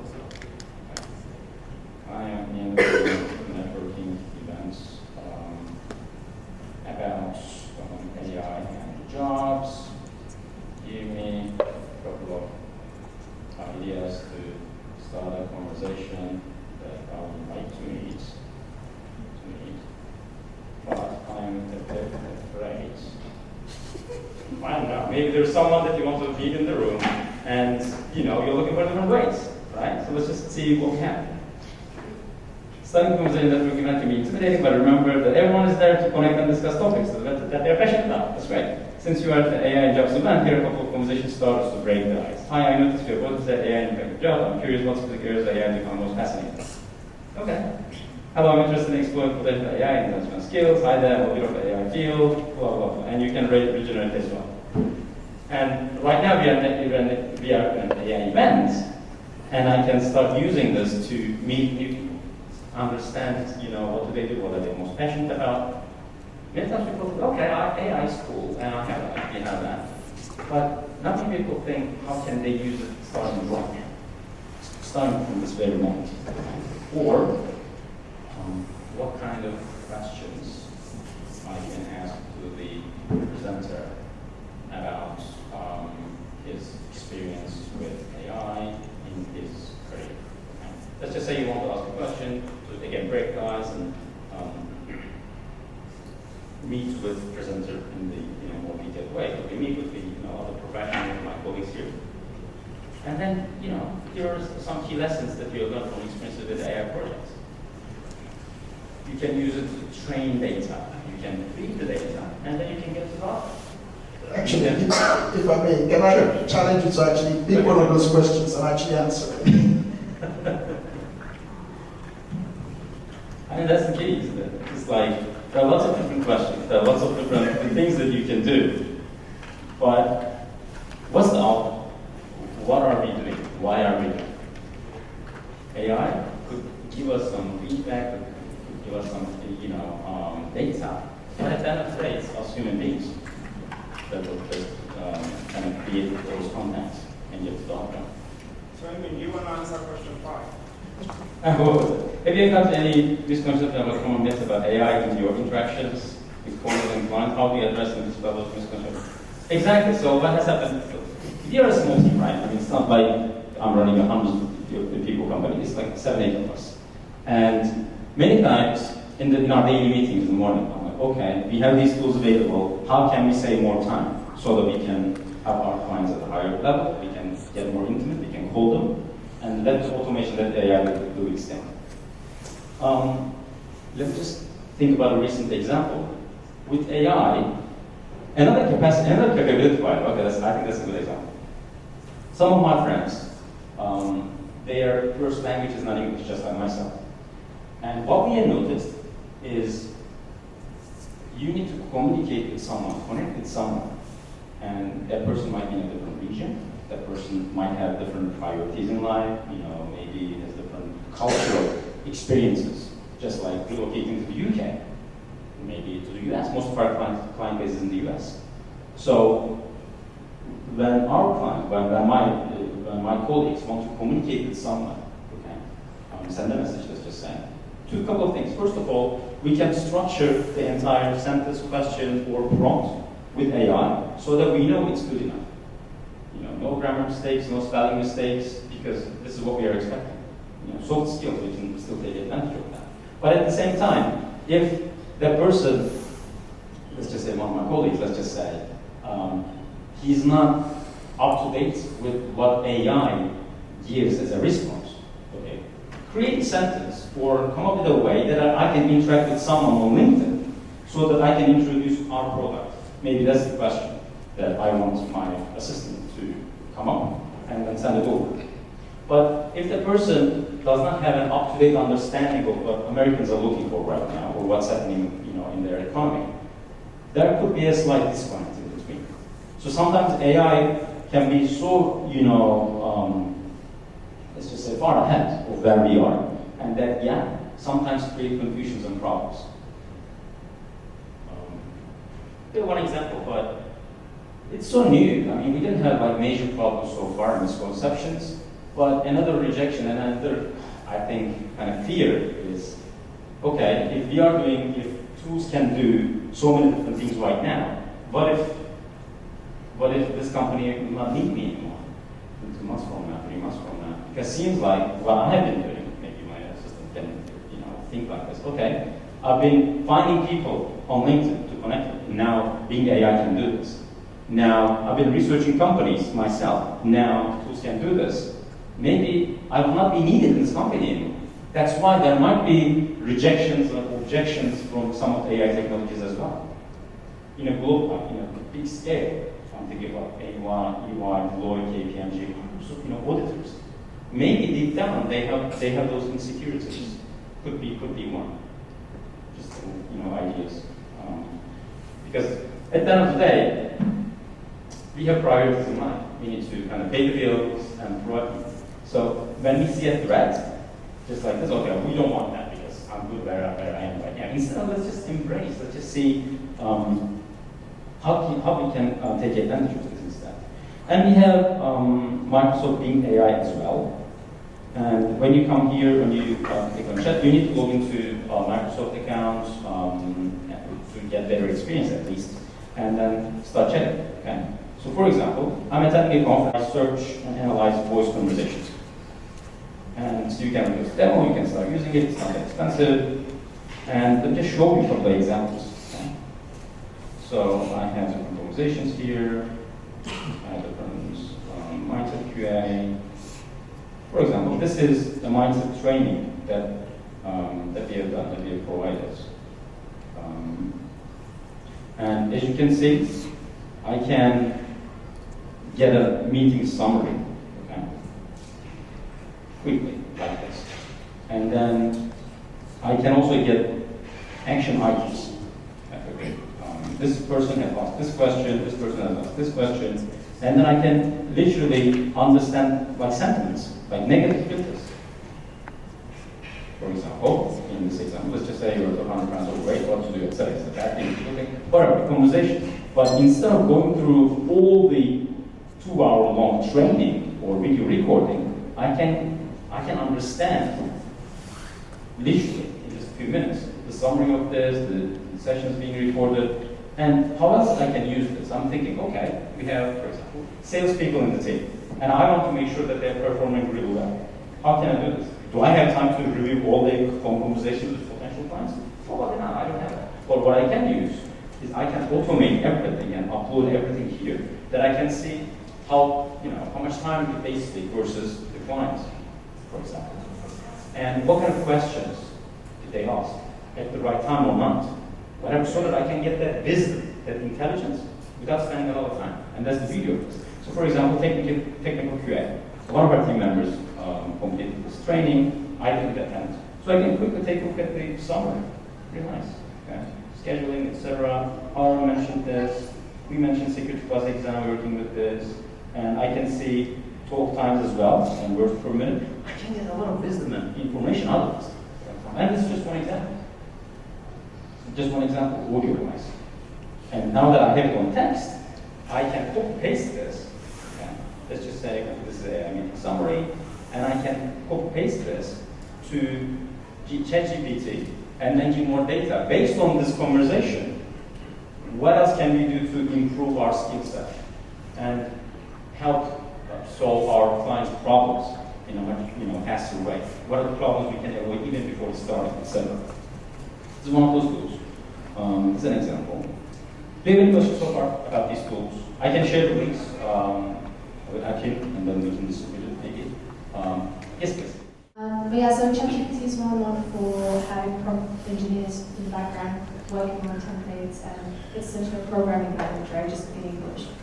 And now you're showing other software that are really useful as well. And I think you showed Microsoft Bing. Bing as well, yes. Yeah, that was really interesting. And I noticed that it had some similarities to what ChatGPT templates can do as well. So do you have any like templated examples that you created yourself or that you're using that you could be sharing with us? In which context? In like How am I going to help for it? yeah, so like I've got I do some marketing Okay. on LinkedIn a lot, and I used to do it on my own, which used to take like 20 minutes to make one post. Right now it takes 2 minutes with ChatGPT, and it's because I created myself a template that I can put it in and it creates it for me. So in your scenario, do you use these tools in your daily life, in your work? And if you do, have you got any useful templates or prompts that you use? Yes, that's a great question. I think it falls in perfectly with what it is, especially if you're interested in reaching out more people on LinkedIn or maybe in different kind of marketing platforms. I can show a couple of prompts that we have used. For example, this is the example that I mentioned. Create a sales letter. Okay. Payment plan, this, that, and some content. So what we do is, I'm trying to find the question, the prompt that I provided. So this is the program summary campaign. We're running the summary campaign, and this is all the information, okay, that we provide, that I provide, and then I ask, here's the question. Create a marketing campaign for these people, and this is the detail, for example, and create an email for me. Create a LinkedIn message, or maybe give me some TikTok ideas that I can use. Especially for professional TikTok, oh no go, but I started using. By the way, you can follow me, Cyber Transform search where you can find all the social media accounts. And then you can get some prompts. It's not like directly asking questions and answering, but it's more like a conversation. And that's fine. Verify, improve. Okay. Create a marketing copy geared toward unpaid, underpaid IT professionals by comparing how much IT helps professionals make versus average salaries in cybersecurity. Okay, this is one prompt. And right now, it creates something that I can use. And what I found is Slack has this cloudy extension that you can use, and I think it's slightly better in terms of performance and retaining the information. You can get, like, tell me more about Bank of America. What's their salary? Office in New York City. Tell me more about the companies and that's what I can focus on. I'm located in New York City. So, for example, I give this prompt for one of my clients, and then they can immediately identify certain companies that that person can focus. So it's more like a conversation. You can take advantage of clouding, ChatGPT as well, but make sure that it's not like give me this, give me that, but this is who I am, this is who you are, and this is what I'm expecting from you. If you don't like the answer, you can also tell us. I didn't like your answer. Make it more funny. Engage it. Cover letter. It's too boring. Tell me, use my personality and kind of soft skills at higher level, etc. But you can tweak with it. Unfortunately, I don't have very detailed examples, but I mean, however that you think, just ask it, and then based on the outcome, if you don't like it, instead of rethinking, you can ask again. You can ask again because at the end it's AI. So maybe you might find better solutions for you. Hope that helps. But we should stay in touch. I mean, you can add me on LinkedIn, and then I can send you more information. So pipelines, we talked about this, and I have 3 more tools, and then I'm done. How are we doing with time? 8 more minutes, I guess, or okay. I'm going to take some questions now. Okay. So, a couple of tools, without going into details, but this script is one of those tools that I love. And a very interesting point is, this is a descriptive example that we use. And let's say you have a project and you're creating, it's not working. Okay, so this is it. Thank you. So let's just say, and this is a live example, I'm not going to take long, but it's really interesting. Let's just say you are recording a video, my personalized recording for something. Okay? And you want to read something, but you want to present it in a way that's more engaging. If you're reading something, and this is a camera, they will understand, and you lose focus. So this tool has a very interesting AI-enabled solution. You can just stop recording. And this is in beta mode. Sometimes it works, most of the time it works, but sometimes it fails. So let me just record something on my computer. And I'm looking at the camera right now, okay? Hello, this is Emin. I help professionals get better careers. I'm a cybersecurity professional. And let's just say there's something I want to read, but I don't want to memorize to save time. I can visually read it line by line. Okay, this is the text that I'm reading. I'm not looking at the camera right now, as you can see. Okay. So, a very interesting point. Now that I have my recording, I can click on it. And then I can tell this tool to change my eye as if I'm looking at the camera. Instead of looking right, it will process it in a way that I was kind of looking directly into the camera. And it's called, where is this? It's going to processing. It's offline, this one is big ass. On the effects. Okay. And point to the internet or the local connection. Okay, it's working. So, okay. Effects. Eye contact in beta.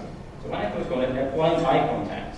So let's just see if this tool can manage it. I used this a couple of times. It's a bit weird because obviously it kind of updates my eye instead of looking at the camera and reading this. But imagine how much time this could save if you're a marketer or a sales professional. Instead of arranging teleprompters and cameras, etc. As the tool is doing this, we could talk about a couple of other tools you can use. Video Ask is one of them, a chatbot, just like you. What's personalized, AI-enabled.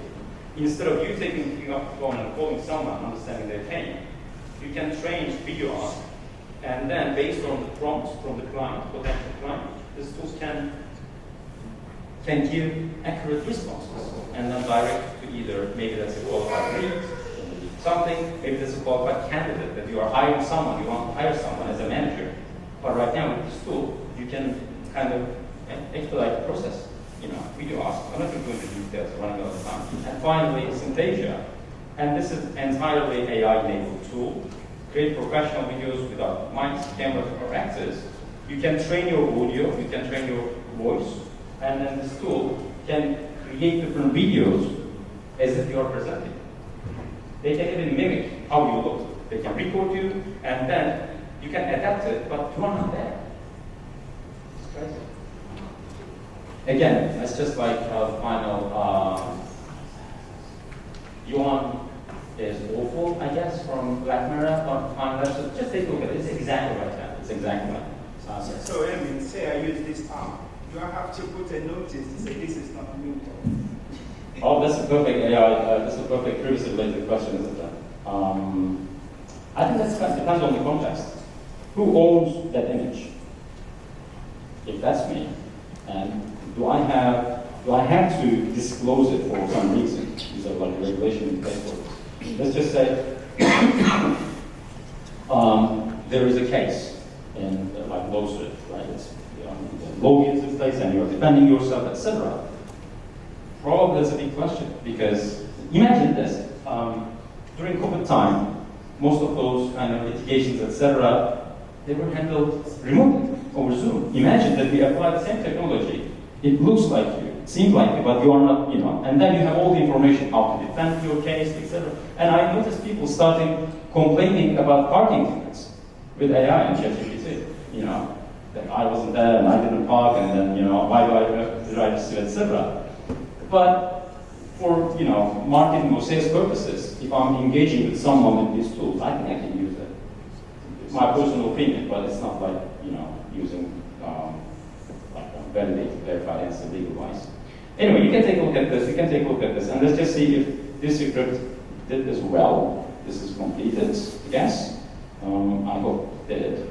And then we can get more questions, and then we can, I think, end the session. Expectations in advance. So let's just see.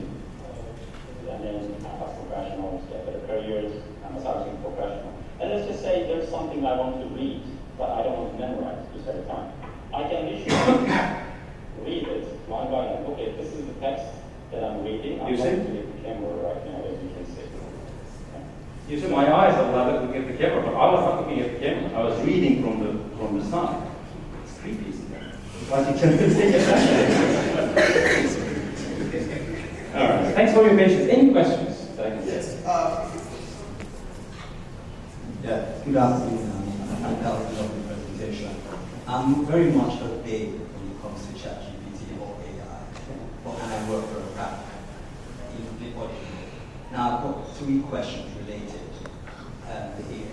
First, if I need to, I get data from clients, say liquidity, treasury, Yes. and I need to use ChatGPT to run through data analytics. What would be the best tool to use? Would that be ChatGPT, Bing, Microsoft?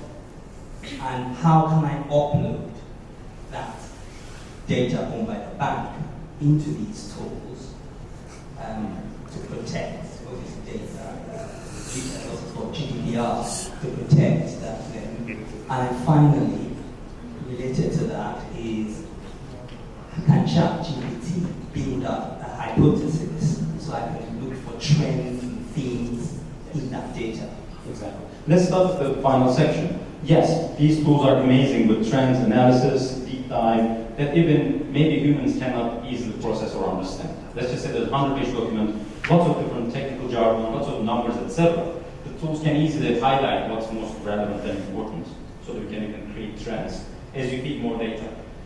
As you, for example, this is 2 years back, this is data from 2 years back, 1 year back, this year, etc. So that's the easy part. Tools can do this. But the challenging part is your first question. Who owns the data? Do I have the permission to even upload something to a database? I don't know where the hell is the database. I have no idea. So that's why I think the first question, and my cybersecurity professional background kicks in right now. I think we need to ask who is the owner, and do I have the written permission from the owner before doing something like that?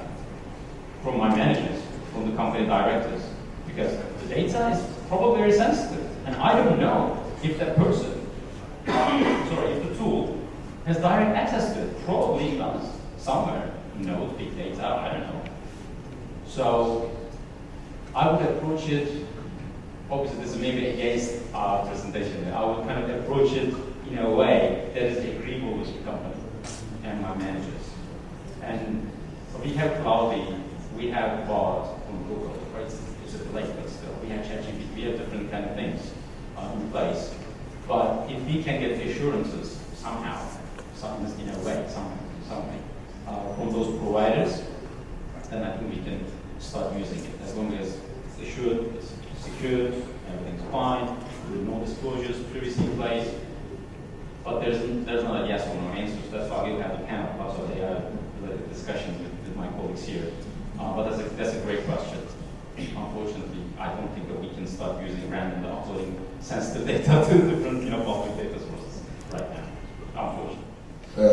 We've had all the benefits of AI, and like every good thing, the enemy, if I would say, also tries to develop the opposite. My question is actually from the first session, and I answered something here. I just want to quickly show you where it says, what is just one second. It said, how confident do you feel in seeing AI as an opportunity rather than a threat? Yeah, that was a great. Now, that also I said not sure, because it says very confident, very concerned, and not sure. I put not sure because recently some people used AI to project someone making a confessional statement of a crime they didn't commit, but it was a plot, a scam. So when the lawyer of the person presented that as evidence that someone else had confessed, the main culprit was released, and they can't find him. Now, what I'm saying in fact is that with AI, they can also make people seem as if they have said what they didn't say, and every other thing. So, is that a concern or not? That's such a great question, and it reminded me, the tool that I used for eye switching thing, that tool has also a very weird feature, okay? What it does, and then I will get back to your question.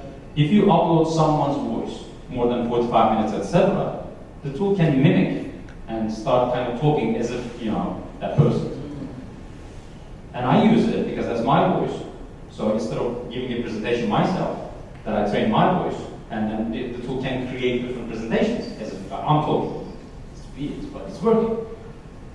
And then you're coming back to your question, which is very valid. Then how can we ensure this? The tool asked me, when you upload something, you agree that it is your voice, and you must use it only for in proper ways, like in whatever the legal cases, etc., in positive way. But what is that? I mean, who is the regulator? Who checks it? Who reviews it? What's the process? What does it look like? And where's my data? That's an American company. I'm in the UK. Well, a bunch of different questions. So that's why, I don't think there's a black or white answer yet, because it's moving so fast. As always, governments and regulators are coming from behind, trying to catch up. And that's a big discussion. And it affects privacy laws, GDPR, because imagine that companies need to protect European citizens and British citizens' data, right, in GDPR regulations. But right now, who owns the data? Who is that data? Who is that person? Lots of different questions. Unfortunately, I don't have a black or white answer, but that is an issue that regulators and companies need to focus a lot more, spend a lot more time and energy on. Thank you. Okay.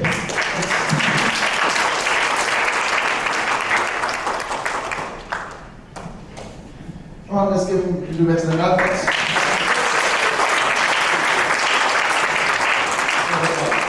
That was very insightful. Was interesting for me when we host events like this. We always think if someone doesn't ask a question, we try to come up with some questions beforehand that we didn't ask. And now I realize that ChatGPT can do that for me. So thanks.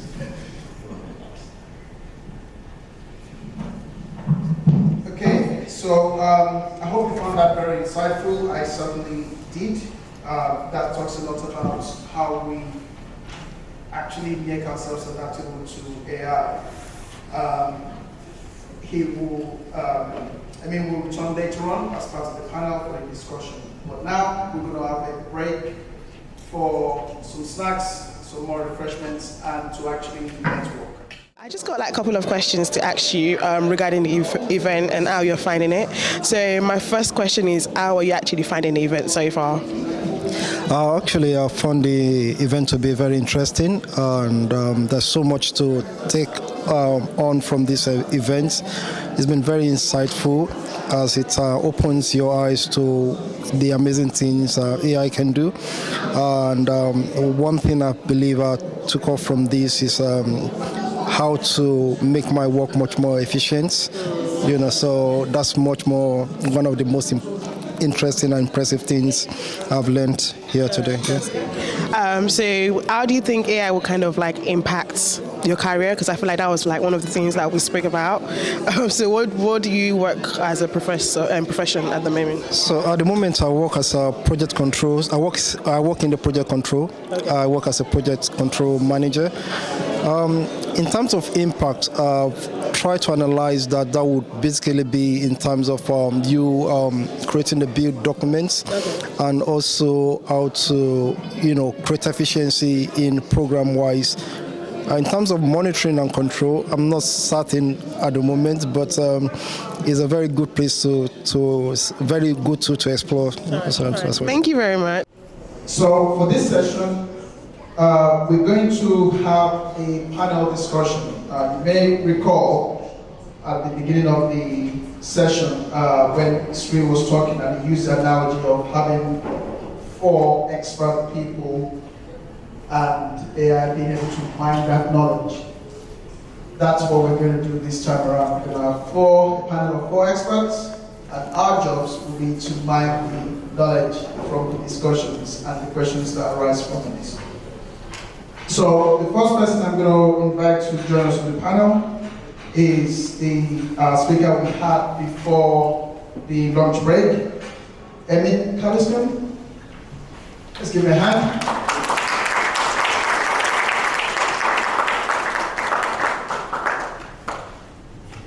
The next panelist, he's a technology director and digital risk consultant at EY.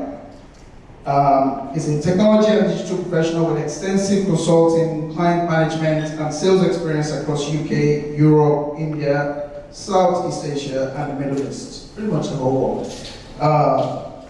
Currently drives and leads strategic client engagements covering IT risk, cybersecurity, technology transformation projects, risks, controls, assurance, with a focus on building teams, going to market, revenue generation, and risk and digital portfolio across multiple industries. Please put your hands together for Abhishek Dao.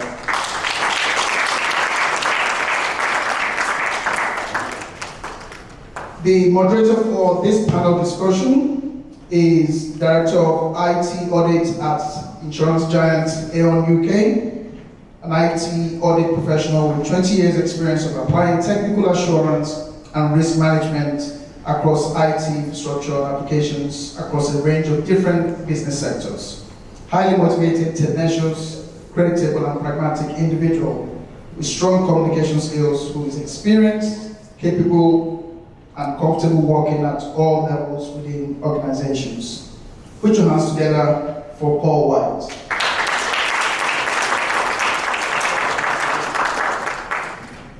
And the final member of this panel is your chief host for today, the founder and principal of Mothern Solutions, a firm of chartered accountants and IT program management consultancy, with extensive experience leading end-to-end delivery of business solutions across multiple industries for major FTSE 100 enterprise clients and public organizations.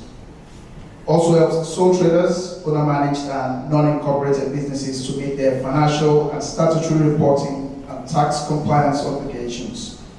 Extremely passionate about career development, and that is why he has put this workshop together. Put your hands together for my friend and your host for today, Akinwande.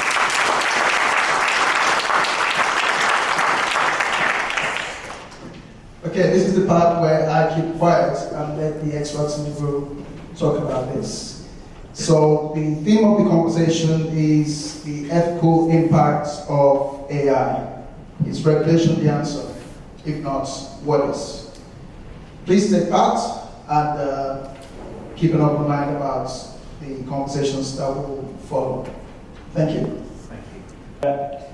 The purpose of this session, so we've actually got some questions that we prepared to start the discussions. I think they are questions that all of you will be relevant to everybody here and build on what we covered in the presentations. As we walk through these questions, obviously we'll be interested across the panel here just to get their focus on these different topics. But also, of course, we're looking for your interactions here too. So in terms of what the questions are, what the responses are, what your thoughts and additional questions that arise from the discussion. So to kick off the questions, the first one we have, and I'd like to put to the panel and get their view, is and we'll start at the end and work along. Who should be, in your view, who should be responsible for the oversight of AI governance? Thank you very much, Paul. Hi everyone again. AI itself, for me, the way I see it is, this is just the beginning of, we've seen all the cool stuff that is possible today. These are no longer fantasies. This is here and now, with some of the presentation that MN did. And we all agree that regulation is still, a bit of, there's still a bit of catching up to do. So I think at this moment, it's really down to the players, the people who are either putting the tools out or using it. So for people who are users, you have to, at this point, self-regulate. But for the people who are actually creating it, they also have to take some ownership, which if you think about it, most organizations, to them, it's about the bottom line. History have taught us that most of these enterprises, yes, they can put a nice CSR projections out there to say they really think about human impact of technology, or if you really think and even when regulation comes up, like we have GDPR, when the world woke up to the fact that data is now the new currency. And most of the data are not owned by anyone, it's owned by us, the individuals, and they are preying on it, using it to make billions. And even to some cases to a detrimental effect. So I'll say, for now, it's more of a mixed bag. As a user, think about what you are doing and the impact it may have on people. For organizations who are, and I'm sure, still developing a lot of use cases, don't just think about the money. And because there's not such regulation now, try and do a bit of self-regulation. Great, thank you. Yeah, thanks, Paul. Thanks, Akin. And I would agree with you, because right now, the way that we are experiencing in this age is there are so many different players when it comes to AI. There are developers in place, there are regulators, there are end users, and there are different organizations, should be in between, like think tanks, like ethical boards, expert groups, even these discussions. Because when we face a challenge, when we identify, okay, this could be a GDPR issue, let's just think about this, and then from then on, we start creating different, boards, different discussion groups, and then maybe we're starting new NGOs and different organizations to deal with this. Because at the end of the day, end users, when they notice something, okay, my personal data is at risk, who's going to deal with that? Where is my data? And there should be that kind of demand as well, instead of, mindlessly uploading sensitive data to different tools that we have kind of, discussed today. It's more like, okay, this is my data, I own it, this is very personal, this is very sensitive, and I want to know where is that located. But if we do not start with that kind of demand from the providers, from those organizations, they'll probably not take action, just like everything in life, isn't it? Because there's no demand for this. But then we can start shaping things around. We can say, okay, this is sensitive, this is simple. And needless to say, there's the governance element to this. Because governments, when they lead this discussion, okay, let's just bring together a group of experts in this field, and then let's just see what could be the issues around here. It could be ethics, could be AI, the technical bits, where's the data located, who owns it, who uses it, lots of different kind of discussions between. But government regulatory bodies, AI developers organizations, in touch with end users, different independent organizations and different think tank groups. I think it's a joint effort, but it has to start with end users asking for more. Because if not, then it could be like, extra way to generate some extra cash for organizations who are developing these tools, and $10 here, £20 here. So I think it's a team effort together. Thank you. And, good afternoon, everyone. Thanks for having me here. I have a very simple answer to this one, right? And I think we kind of tend to overcomplicate stuff, especially when it comes to AI. Now, AI as a concept has been here, and just if I ask you to take a stab in your minds in terms of how old AI really is it 5 years old? Is it 10 years old? Is it 15? Is it 20? The answer is it's about 7 years old. Right? The first time AI as a concept. The essence of businesses really starting to use the power of AI has been just over the last decade or so. Now, what I call a classical machine like an ATM, an example of AI? Possibly yes, because what it does is it replaces the human to understand the amount of balance you have in your account, the demand that you have for the money at that point in time, and whether it can furnish that money to you or not, with the efficiency and the accuracy and the speed more than a human can, right? So that's an example of AI right there for an ATM machine you've been using possibly for the last 20 years. An elevator, right? The moment you want to, you want to go to the 5th floor, someone wants to go to the 8th, there's someone who wants to go to the 2nd, possibly understands the pattern in terms of the users, the number of people on the floor, and the guidance in terms of the direction, and it kind of gets you on the right elevator. Is that AI? Possibly, right? But what we kind of do is we kind of think AI is chatbots, AI is generative AI, or the stuff that sure, that was brilliant, right? Possibly that's an area where the pinnacle is kind of showing when it comes to the adoption of it. But when it comes to the businesses, and all come to your answer to this one, I think the ownership of AI is on the business verticals themselves. Right? So the CIO of the firm, or the chief data officer, chief digital officer, possibly could be the accelerators or could be the enablers to AI as an adoption. But when it comes to the ownership in terms of who should be responsible for AI and the accuracy to that, I think it's the individual business lines, the individual business functions who need to take accountability and the assurance in terms of the correctness of what comes through AI. Now, AI simply is nothing but data plus systems together, right? So unless you don't have those fundamental blocks to be accurate, if you don't have the right sort of data, and you can't trust the data, the output that comes in will always be in doubt. So you've got to have the right business custodians to ensure that the accountability on data is right, and they take ownership of the data. And hence, I believe that the owners of the data or the owners of AI within the organization are the respective business functions with some help with the IT and CDOs to be the accelerators and enablers to this. All great. Am I coming through? I'll use this is going to be a lot easier.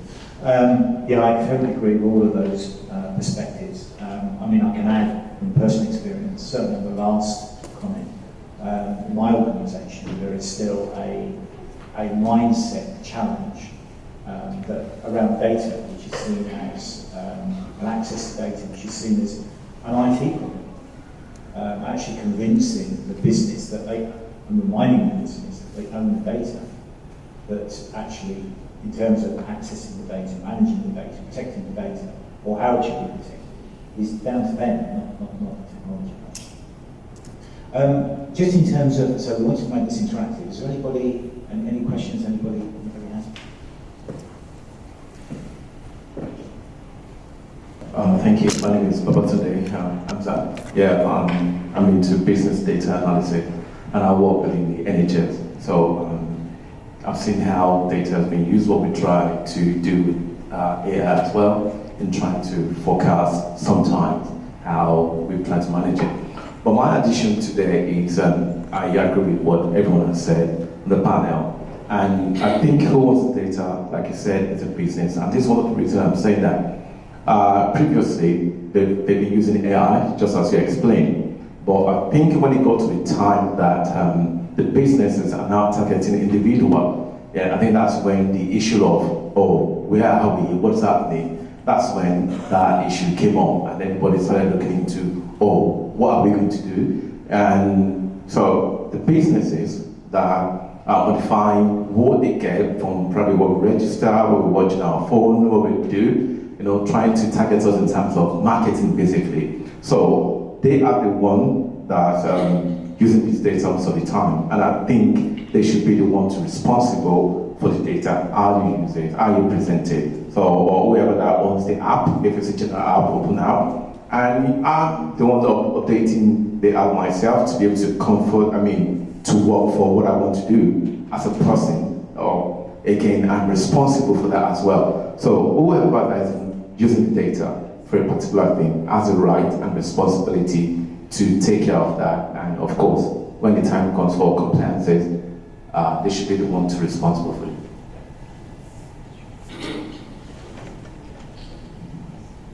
My name is Patience Enamo. I'm an HR consultant, change management and employee relations. My addition is that I feel there is a layered responsibility. There is a responsibility on the creators, there's a responsibility for government and the organization mostly, because the organization would operate under government regulations concerning the use of AI, and individual organizations would have like the chief, the CIO, but even then, there is also down to the human resources. There has to be policies within organizations that governs the use of AI and who has access to it, authorization, all that to work very well within an organization in order to make sure that the data gathered are not misused or they don't fall into the wrong hands. Thank you. One more contribution.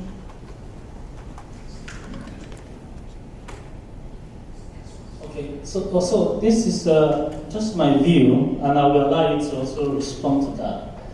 A few years back, when technology has been identified as a key enabler for business to achieve its goal,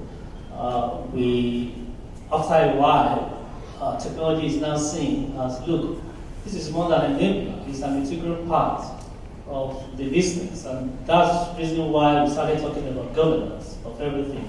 Enterprise governance, cybersecurity governance, and everything around governance lies with the senior management of the organization, being accountable for that. It's not just the CIO or the data chief data officer, all these names that is coming on. Now, AI is also a technology, and we are looking at it. The message here is technology is no longer an enabler, it's more than an integral part of the business. It's now a tool to drive competitive advantage and boost productivity. Hence, governance of whatever is happening around this technology should sit with the senior management. They should be accountable for it within that organization. So that is the way I'm looking at it. And I missed the name of the man beside Paul White to respond to that, because he said maybe the CEO, CIO should be accountable for what happened around AI. Yes, so that's a valid point. So to reiterate what I said, right? So the question was about who owns certain the ethical element or the correctness of what AI can throw up, right? So when my friend and colleague Shri presented in the morning, he gave an example of if the power of three minds can come together, and if there's a sort of platform which combines all of that together, kind of throws out the advantages of it. Just imagine if the risks it can also throw up, right? In terms of the gaps in our interpretation of the same piece of document that we're reading, or the intent of creating harm on what we're reading, if we multiply by 3, and then by 300, and the power of the multiplier, that's the risk that AI can have. And when it comes to businesses, you need to have an accountability and an assurance framework, essentially, built in for someone to be the validator for it, right? You need it's all basics. You need to make a checkup, you need controls, you need frameworks, and you need guidelines, which then you kind of roll back to your internal audits, and then rolls back to your overarching organization-wide policy, right? And that's when the ownership really comes in. Now, AI is at a nascent stage, so we possibly have businesses still believing that the ownership is on them. However, as we move on, and that's how the NIST framework will possibly evolve, or the EU framework will possibly evolve, but the top of the line, you still have somebody who needs to be the owner of it. With GDPR came the concept of DBO, right? Essentially, that's what AI will throw up. You need someone to be the person you need to catch the collars of, or somebody you need to pat the shoulders for when it comes to the use of AI in the organization. And that's when it's going to be the businesses and not the CIO who can take those calls in isolation. The CIO can give you the best infrastructure, the best platforms, the best sort of means to get the best out of AI. But the base of AI is still data, right? And the data comes in from businesses. And if the business is not convinced, A, about the quality of it, B, the correctness of it, and C, the whole data universe that they sit on, it'll never be able to trust the data source, which is essentially the start point of AI, right? So that's where the point of ownership, vis-a-vis somebody who's going to be a facilitator of the ownership, comes in. And hence the business is obviously going to be the job with, say, the IT or the digital officers, helping them with the means and tools to support them to get rolled out faster. Okay, I've got one more contribution here. Just in addition to what everybody has said, I think I'm looking at it from the risk perspective and ways I need to think about the governance generally. Because let's bring it up, we've been looking at it from an organizational perspective. If we use ChatGPT as an example, this sits with a lot of individuals, so it's personal usage. So when you start to think about the ethical impact, it's kind of difficult to really regulate it when you start to think about people using it. Just like one of the, I can't remember his name, the first speakers spoke about the fact that if someone who has an evil intention uses the AI, definitely it's going to bring out whatever it wants to have from it. Because it's all about the intention, the motive, and the information. And AI is reliant on the data source.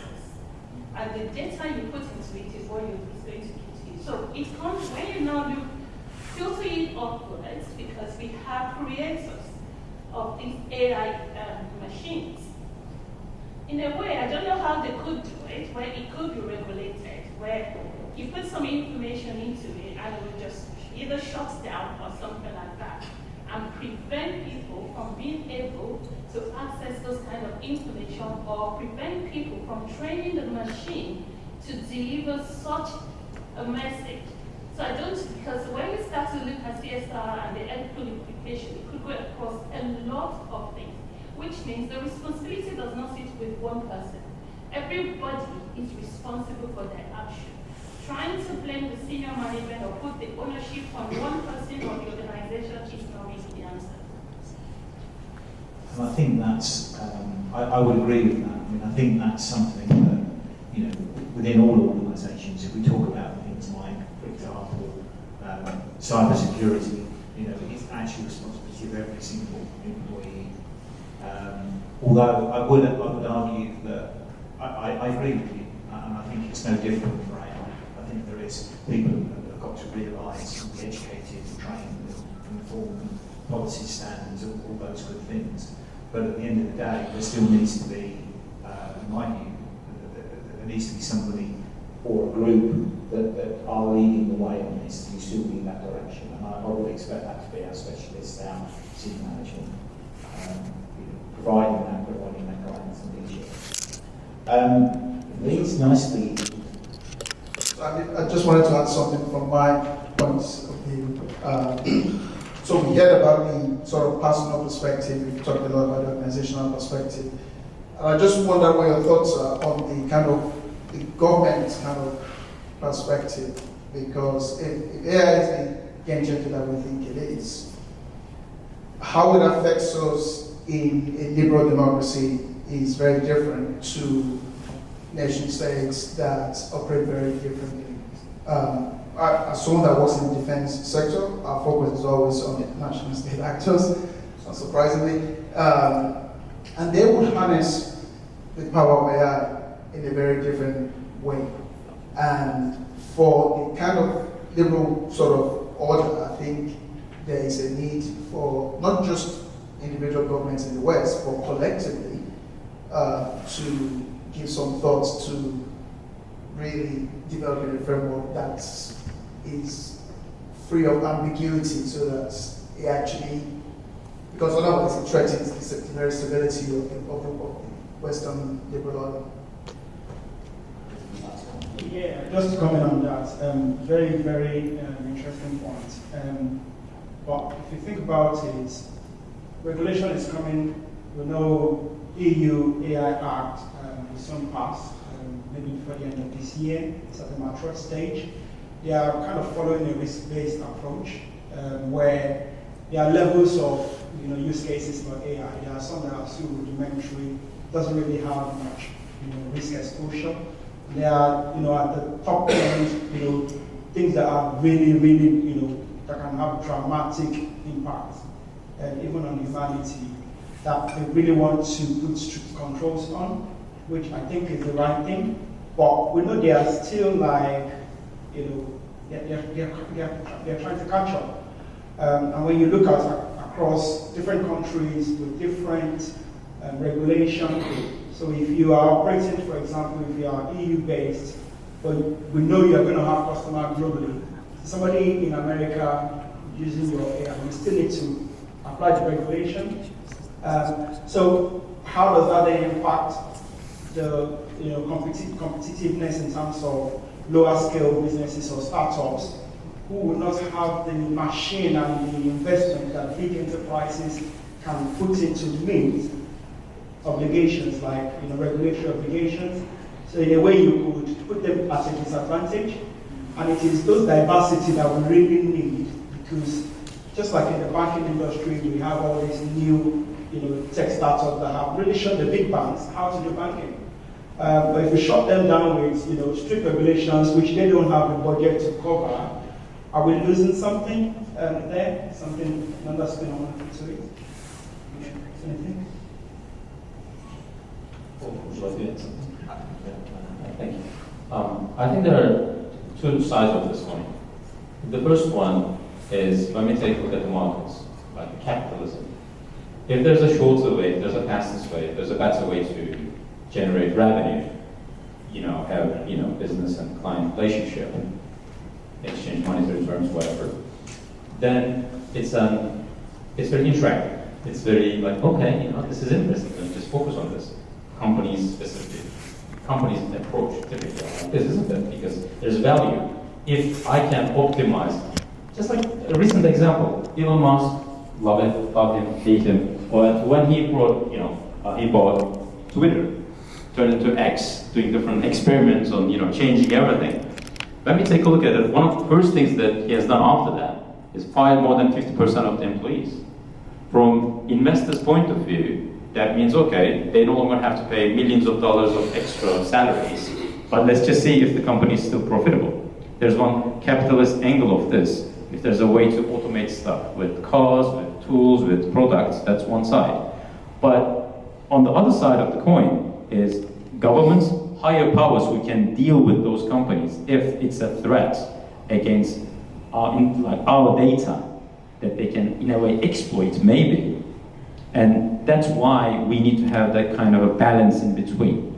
Because they need to live together, we need to live together. If companies cannot generate wealth, abundance, provide value, how can systems and markets and economics work? But at the same time, if we just let them do whatever they want, then what happens? They can do whatever they want with the data, use it in so many different ways. So that discussion, I think, is key, that we need to spend a lot of time on. It's not just, this, a short conversation, but I think it's the starting point of many.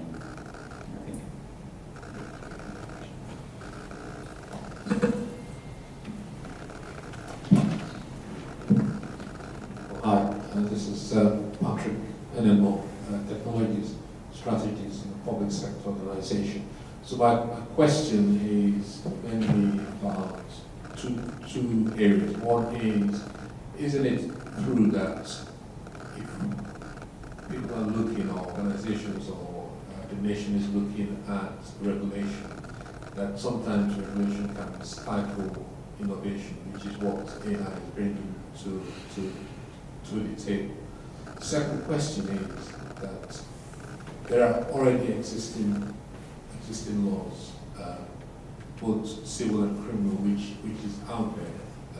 Things like GDPR, things like defamation, laws and so on. So there's a whole lot of regulation that is already there. What probably doesn't exist is an analysis of where the gaps are. So it's not as if looking at new regulations, but looking at where are the gaps, where are things that AI could potentially do, which we at the moment can't foresee how we can regulate and make sure it doesn't harm users, it doesn't harm organizations, and it doesn't harm the nation.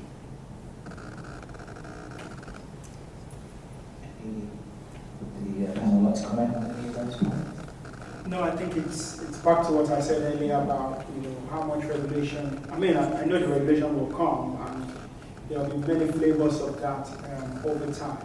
But that balance just has to be there, that we're not stifling innovation, but at the same time make sure that the risk exposures are well managed. Like you said, there are already legal cases out there. For example, OpenAI is facing a defamation case about just reporting what is already out there on the internet, and somebody is suing the company to say, well, it's propagating false information. So who really is to be blamed? AI is not a person. So the company who created the tech is now arguing that case in court. And I can see many of that coming over time. Okay, which this leads us neatly on to another question that we have on our list, and I'd like to ask the panel. With regard to, we started to touch on regulation frameworks. Things are starting to emerge. But I'd just like to get your thoughts on what is out there now in terms of frameworks, and is there anything that you would recommend?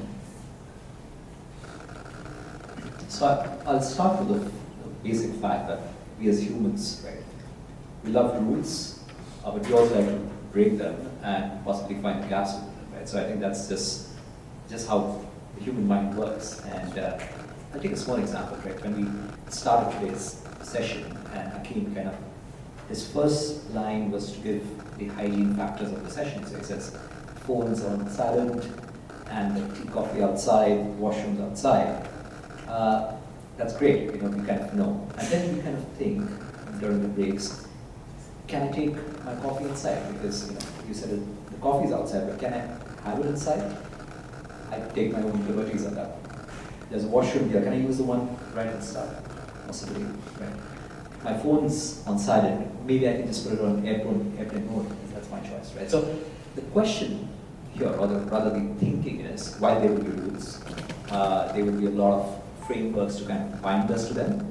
But there's no one size fits all when it comes to regulation, right? So each country, for that matter, each business domain would have their own set of must-haves and good-to-haves, right? And that's where the sort of boundaries or the perimeters are not very defined. So while, if you look at what's happening today, right? So we've got NIST coming up with its own framework when it comes to AI regulation, and NIST is one of the most respected and most followed sort of framework when it comes to global rollouts of businesses. At the same time, when it comes to the law of the land, the EU is coming up with its own framework when it comes to mandates that European organizations need to have. Soon you'll have a lot of such more frameworks coming in from the Middle East, where businesses are booming. You'll have something specific to the US, you'll have something specific to Southeast Asia, India. So you'll have different flavors of regulations coming up. Now the question here is, in terms of businesses, because most of the businesses today are so scaled out, right? They've got setups everywhere across. How do they limit themselves? How do they kind of ensure that they are adhering to each one of those regulatory frameworks when it comes to being completely compliant to one regulation around AI?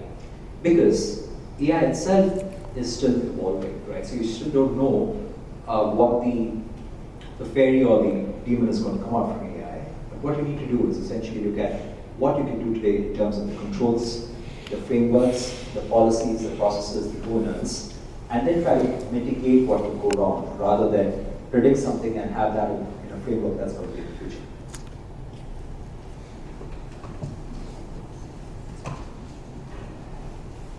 Very valid points, first of all. And the thing is, let me take a look at regulations. There are different things that we are expected to do as human beings, social animals, like you need to act this way, in the traffic, you need to drive on the left or right, depending on the country that you live in, obviously.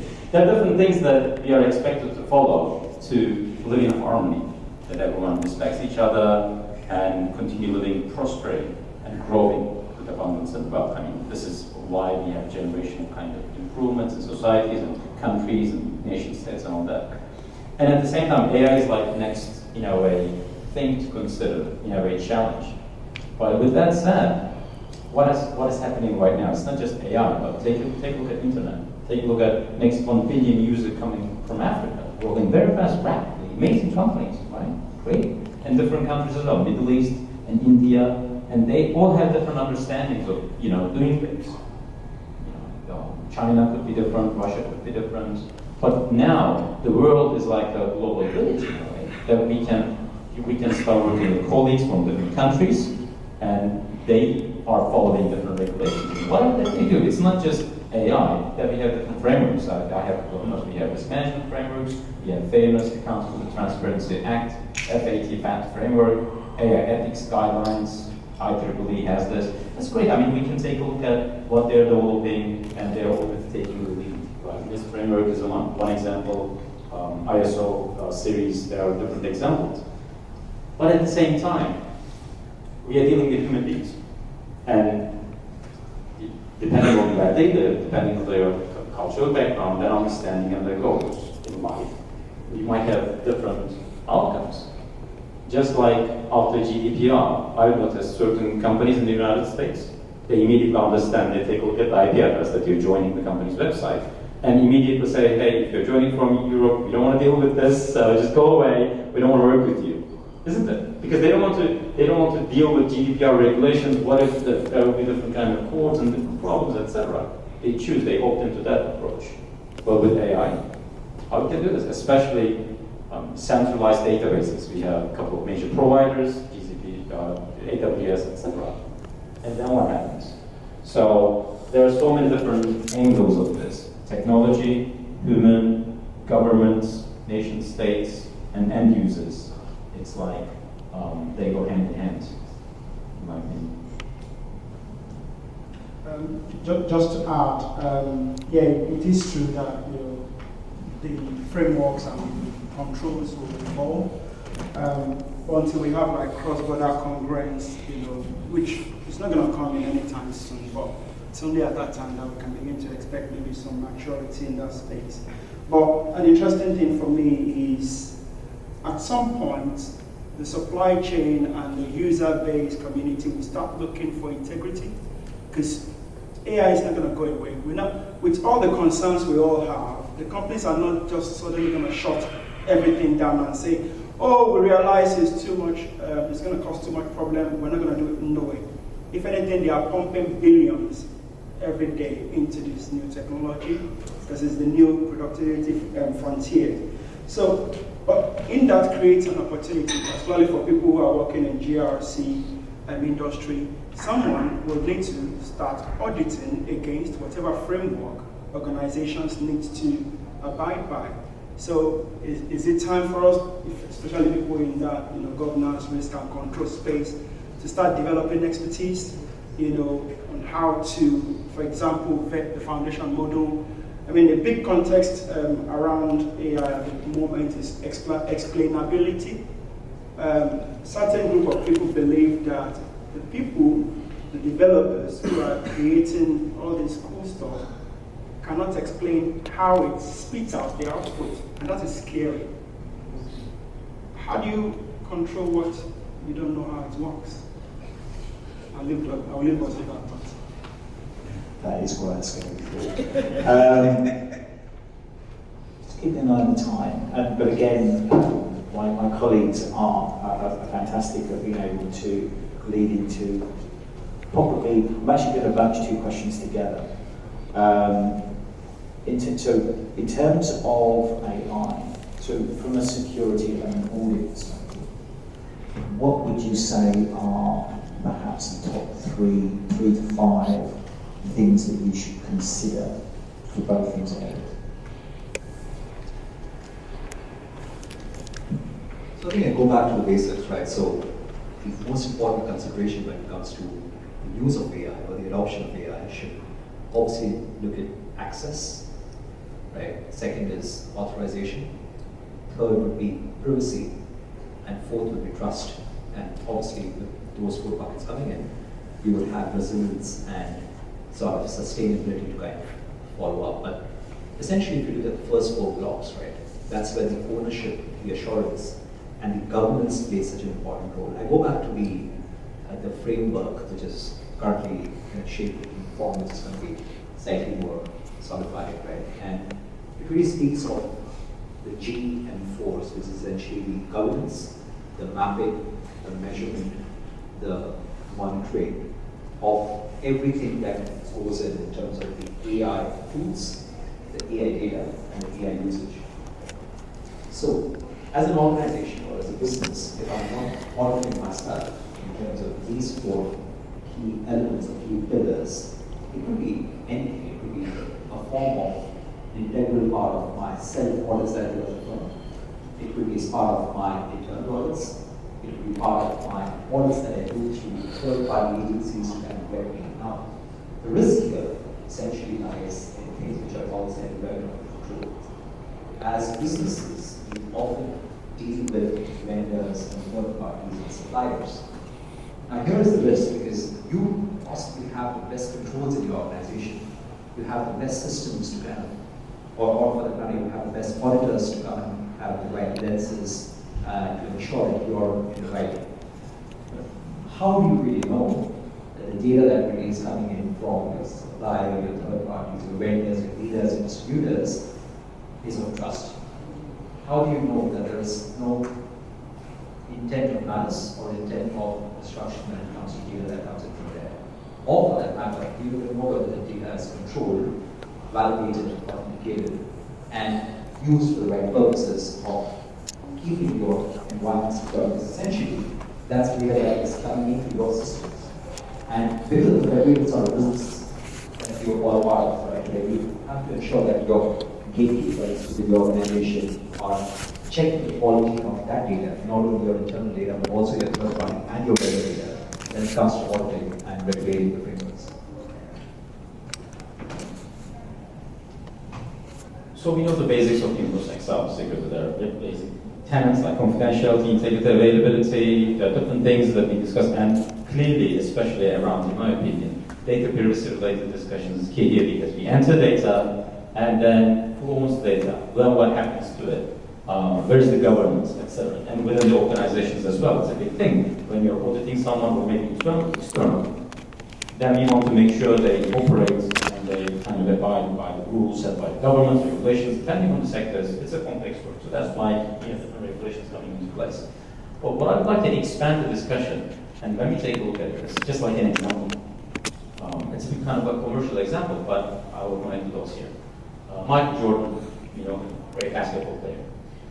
And the moment that he noticed, and actually his family, noticed that he's a big brand. So if they kind of create a partnership with Nike is American said, then he owns a piece of that brand with Air Jordan brand. And still today, when you buy Nike shoe with Air Jordan on top of it, some part of it, 1, 2, 3%, whatever, goes to Michael Jordan directly. So he made millions of dollars out of it. And when we follow the same principle, when we are uploading data, there's yes, privacy concerns, confidentiality concerns, security concerns, and then in a way we are training that AI engine. Then, as a company, maybe I own a small stake within that organization because I'm kind of training it. Next time, that engine, that company can and continue to kind of use the intelligence gathered from the data that I provided. And then it's kind of like, apart from the security on top of everything, it's like an ownership issue as well. That maybe I own the data within the company, there are different financial elements, implications, revenue generation options like licensing, etc.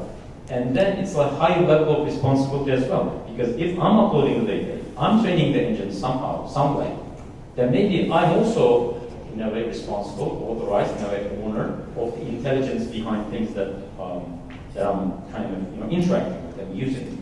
And there's a whole different level of discussion, I know.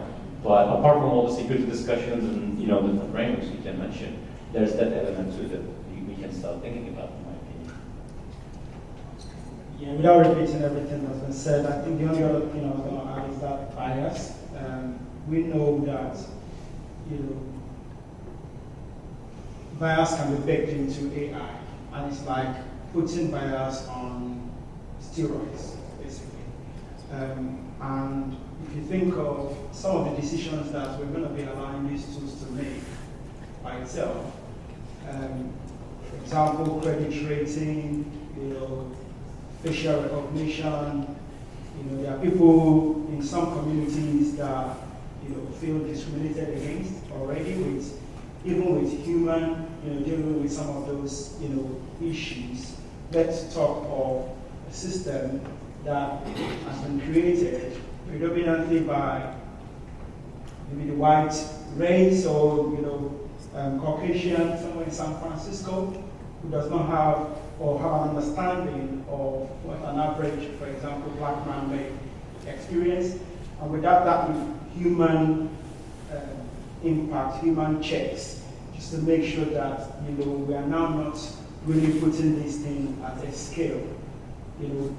Puts a lot of question mark on the whole thing. Me, Temi Gabriel, used to work for Google, and she's an ethicist. She argued that she was fired. Google argued that she resigned. I don't know which one is true. But she was firing a warning shot that they need to slow down because there's still a lot of things they don't understand. And these are researchers, these are people who are the pioneer of this technology. But she either pushed or pulled, whichever. And some big executives all signed up to slowing down AI some time ago, only for Elon Musk to jump into the market by launching his own company as well. So we can't really leave it to these big enterprises. But are we going to conclude the conversation today? Probably not, but it's a conversation that needs to carry on consciously with as many diverse people putting their voice out there of the concerns that we all share.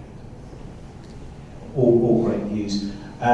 We do have a few minutes. Are there any other questions from the floor? Would you like to ask the panel on any of the topics? Just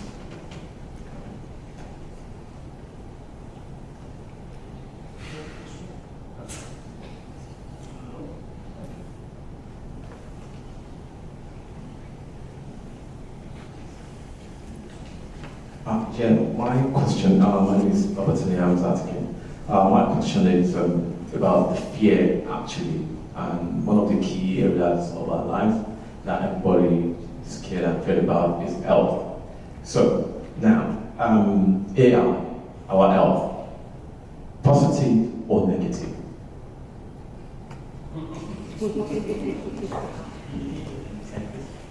I mean, since I knew I was going to do this program, I've been reading a lot about the trends and things that are happening. And there are some use cases already that are showing that the use of AI is advancing diagnosis, things that surgeons it will take them maybe months to analyze, can be fed into this AI engine, and it can see patterns that human intelligence can't easily pick up. And I can only see that increasing over time. So definitely I think there will be some positivity there. But then what happens to people also working in that industry who are doing all those middle tier level triaging? Does that mean they lose their jobs? So yes and no. So I think it's a very interesting industry, especially when it comes to AI, right? And what's really happened, and one of the only good things that's come out of COVID was people really waking up to digital as a way of life when it comes to using data as input points to a lot of stuff around the value chain of the healthcare industry. And I'm going to touch upon two of them. So one's the whole clinical trial area. Right? So if you see clinical trials, essentially it needs a lot of time to find out the sort of user groups.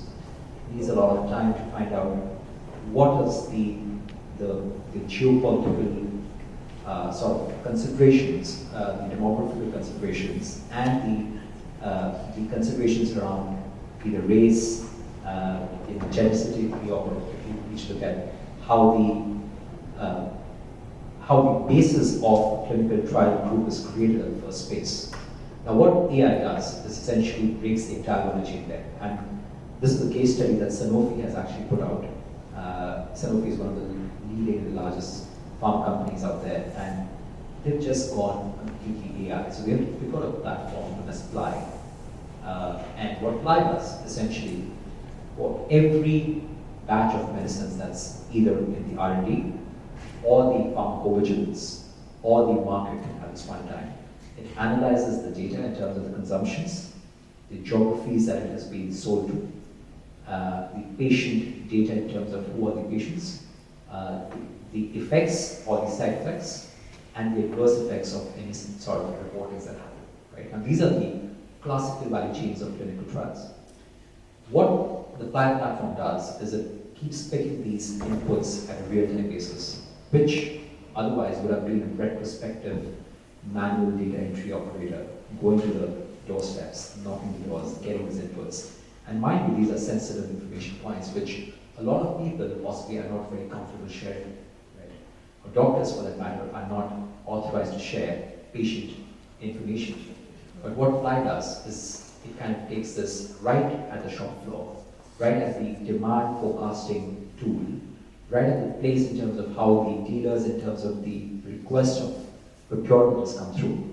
And through that, it already has created the next sort of clinical trial group for anything around that.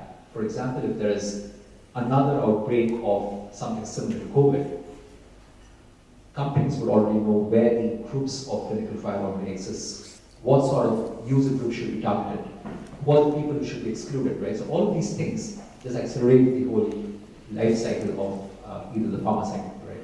The second bit of it is how do you really monitor the effects of a formulation that is in drug discovery at this stage, right?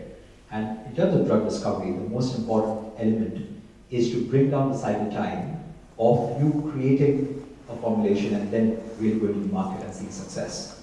So if you see AstraZeneca, which is one of the leading pharma companies again, they're currently working on absolutely path-breaking stuff around cancer and HIV. And the platform that they used was completely AI-driven, where they used the power of AI to analyze the effects the period of peak and drop, and that's extremely important when it comes to any pharmacovigilance and pharma drug discovery. And they also found out how can they cut down time, especially in a situation where we're in the middle of a part of the world which is under a war and logistics are changing, right? And because of which, how can we create alternate hubs when it comes to raw material, when it comes to science and development and R&D? So they're actually using this to find out newer markets of source of raw materials to accelerate and fasten their production to medicines which kind of reach you. Otherwise, it could have taken a long time to get your supply chains in place. So all of this is just the power of AI, and I think the pharma and the healthcare and the wellness sector is one of those which are going to lap up to AI and possibly are going to use it for the right reasons if the regulations come in place.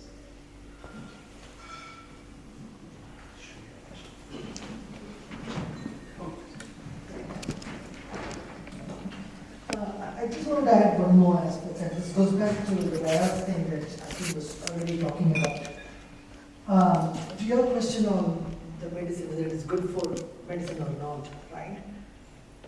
This is where the bias aspect comes in. Now, medicine, and I have 3 daughters, and it is those 3 daughters that open my eyes to this particular point on the prejudices that exist in the field of medicine, right? So, I think all of us will agree that 50% of the human race is definitely female, right? And we owe the wonderful female mothers and sisters for propagation of the human race, right? But are you aware of the fact that when it comes to some of the biggest problems that the female part of our race faces, you just take the menopause aspect. It is hardly given any importance in medical research. It is almost as if, menopause, the state of menopause, is considered as normal. It's a female problem to be endured. And the pharma industry cannot be bothered to deal with it, right? And my daughter studies for medicine, and she brings out the clinical aspect of it to say that, it is so unfortunate that the leaders in the medical business, who are predominantly male, they bring that bias. And she led in data to show to me that the amount of funding that goes into what matters for female health is very disproportionate when compared to the male or the generic population issues. So this is an excellent example where bias, the innate bias that we carry, influences the deployment of resources for mankind.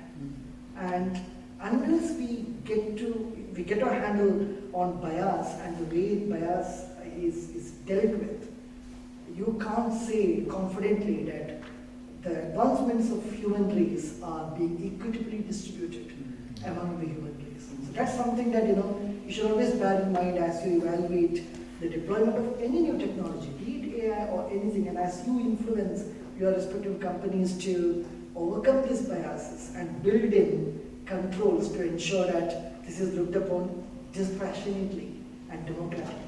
Just want to add that perspective. My name is Ifana Falano, and I'm a solicitor and information governance professional.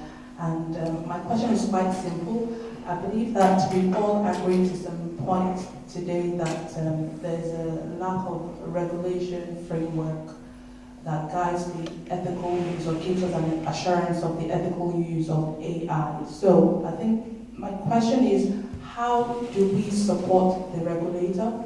I mean, there's a lot of talk of, it's not enough, there's setback, there's this and that, but how do we as users of AI support the regulators of AI? When it comes to supporting governments and also overall governance of the AI, I think there are 2 sides. Either directly have this open mind to, okay, this is something important, AI, and we want, as humankind, we want this to be a part of our lives. And when there is demand, when there is use cases, let me take a look at why AI and the tools have grown rapidly in the previous couple of months and years, because there is demand, and that's the first element. When we want government, it's just like even we want a parliament to discuss something, we can vote digitally. If it's 10,000, they get back. If it's 100,000, then they kind of openly discuss it. I think it's just like that. When we give more attention, when we use the tools, when we ask questions, when we probe for more, then at the end of the day, okay, there's a feedback from this. And government and different organizations, it's not just one state nation, but there are different European Union, maybe for military terms, NATO, IEEE, different organizations, they notice this, and then they start creating, they pay attention. I think the first thing that we can do is we start implementing this, rather than, oh my God, this is like scary, I don't know what's happening. Probing, asking questions. Is it good? Is it bad? Is it necessary? Can I do this? What about this? Etc. So I think this is the indirect support that we can give. Because when there's demand, governments, they have budgets, that they dedicate more research, just like dealing with, for example, skills shortage and the InfoSec world. Because this is a problem, what happens is they allocate budget and they start running different discussion groups to tackle with the problem.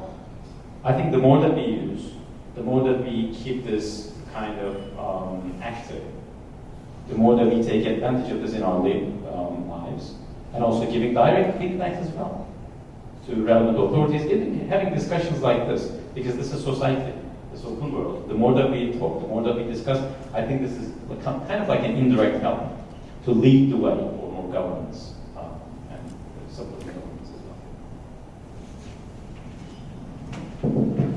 Okay, I think we are at the end of the session, so I'd like to thank my colleagues, so Abhishek, Amin, and Hakim. Thank you very much for your insights and the discussion. I'd also like to thank you, our audience, for all the great questions you gave us. And I hope you enjoyed this panel session and the day. So I'll just hand back to our contact.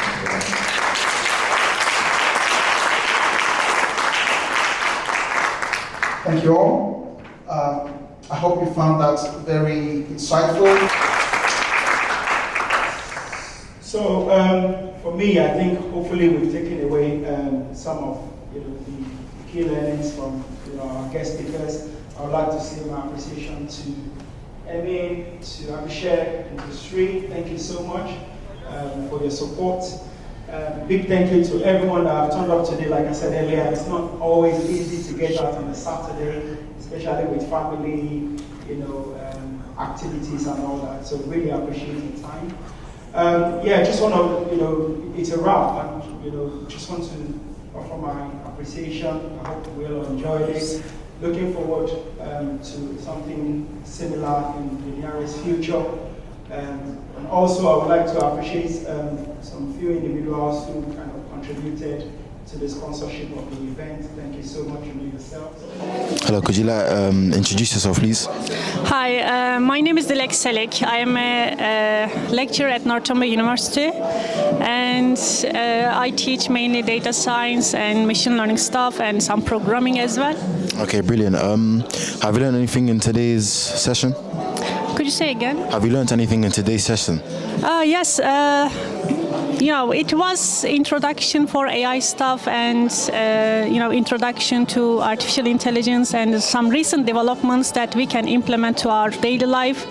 And Amin's session was very good actually, and he introduces some new AI technologies that we can implement, such as creating some, images, creating some sort of different sort of the videos that we can create using the AI and some text based on our needs. So those are really cool and exciting stuff that I have seen here. Okay, brilliant. And how do you think AI can impact our lives in the future? So there are a lot of opportunities that it might bring to our life, maybe. And today the speakers also mainly talk about how AI can impact our the jobs, especially. And yes, there are a lot of opportunities as well as some challenges it might bring to the job sector actually. And regarding maybe many of the jobs might be replaced by the AI tools, and they will this kind of tools might be, the reduce the need for more people, and because they can automate the process, they can automate the things. So yes, and this is what might happen in the near future actually.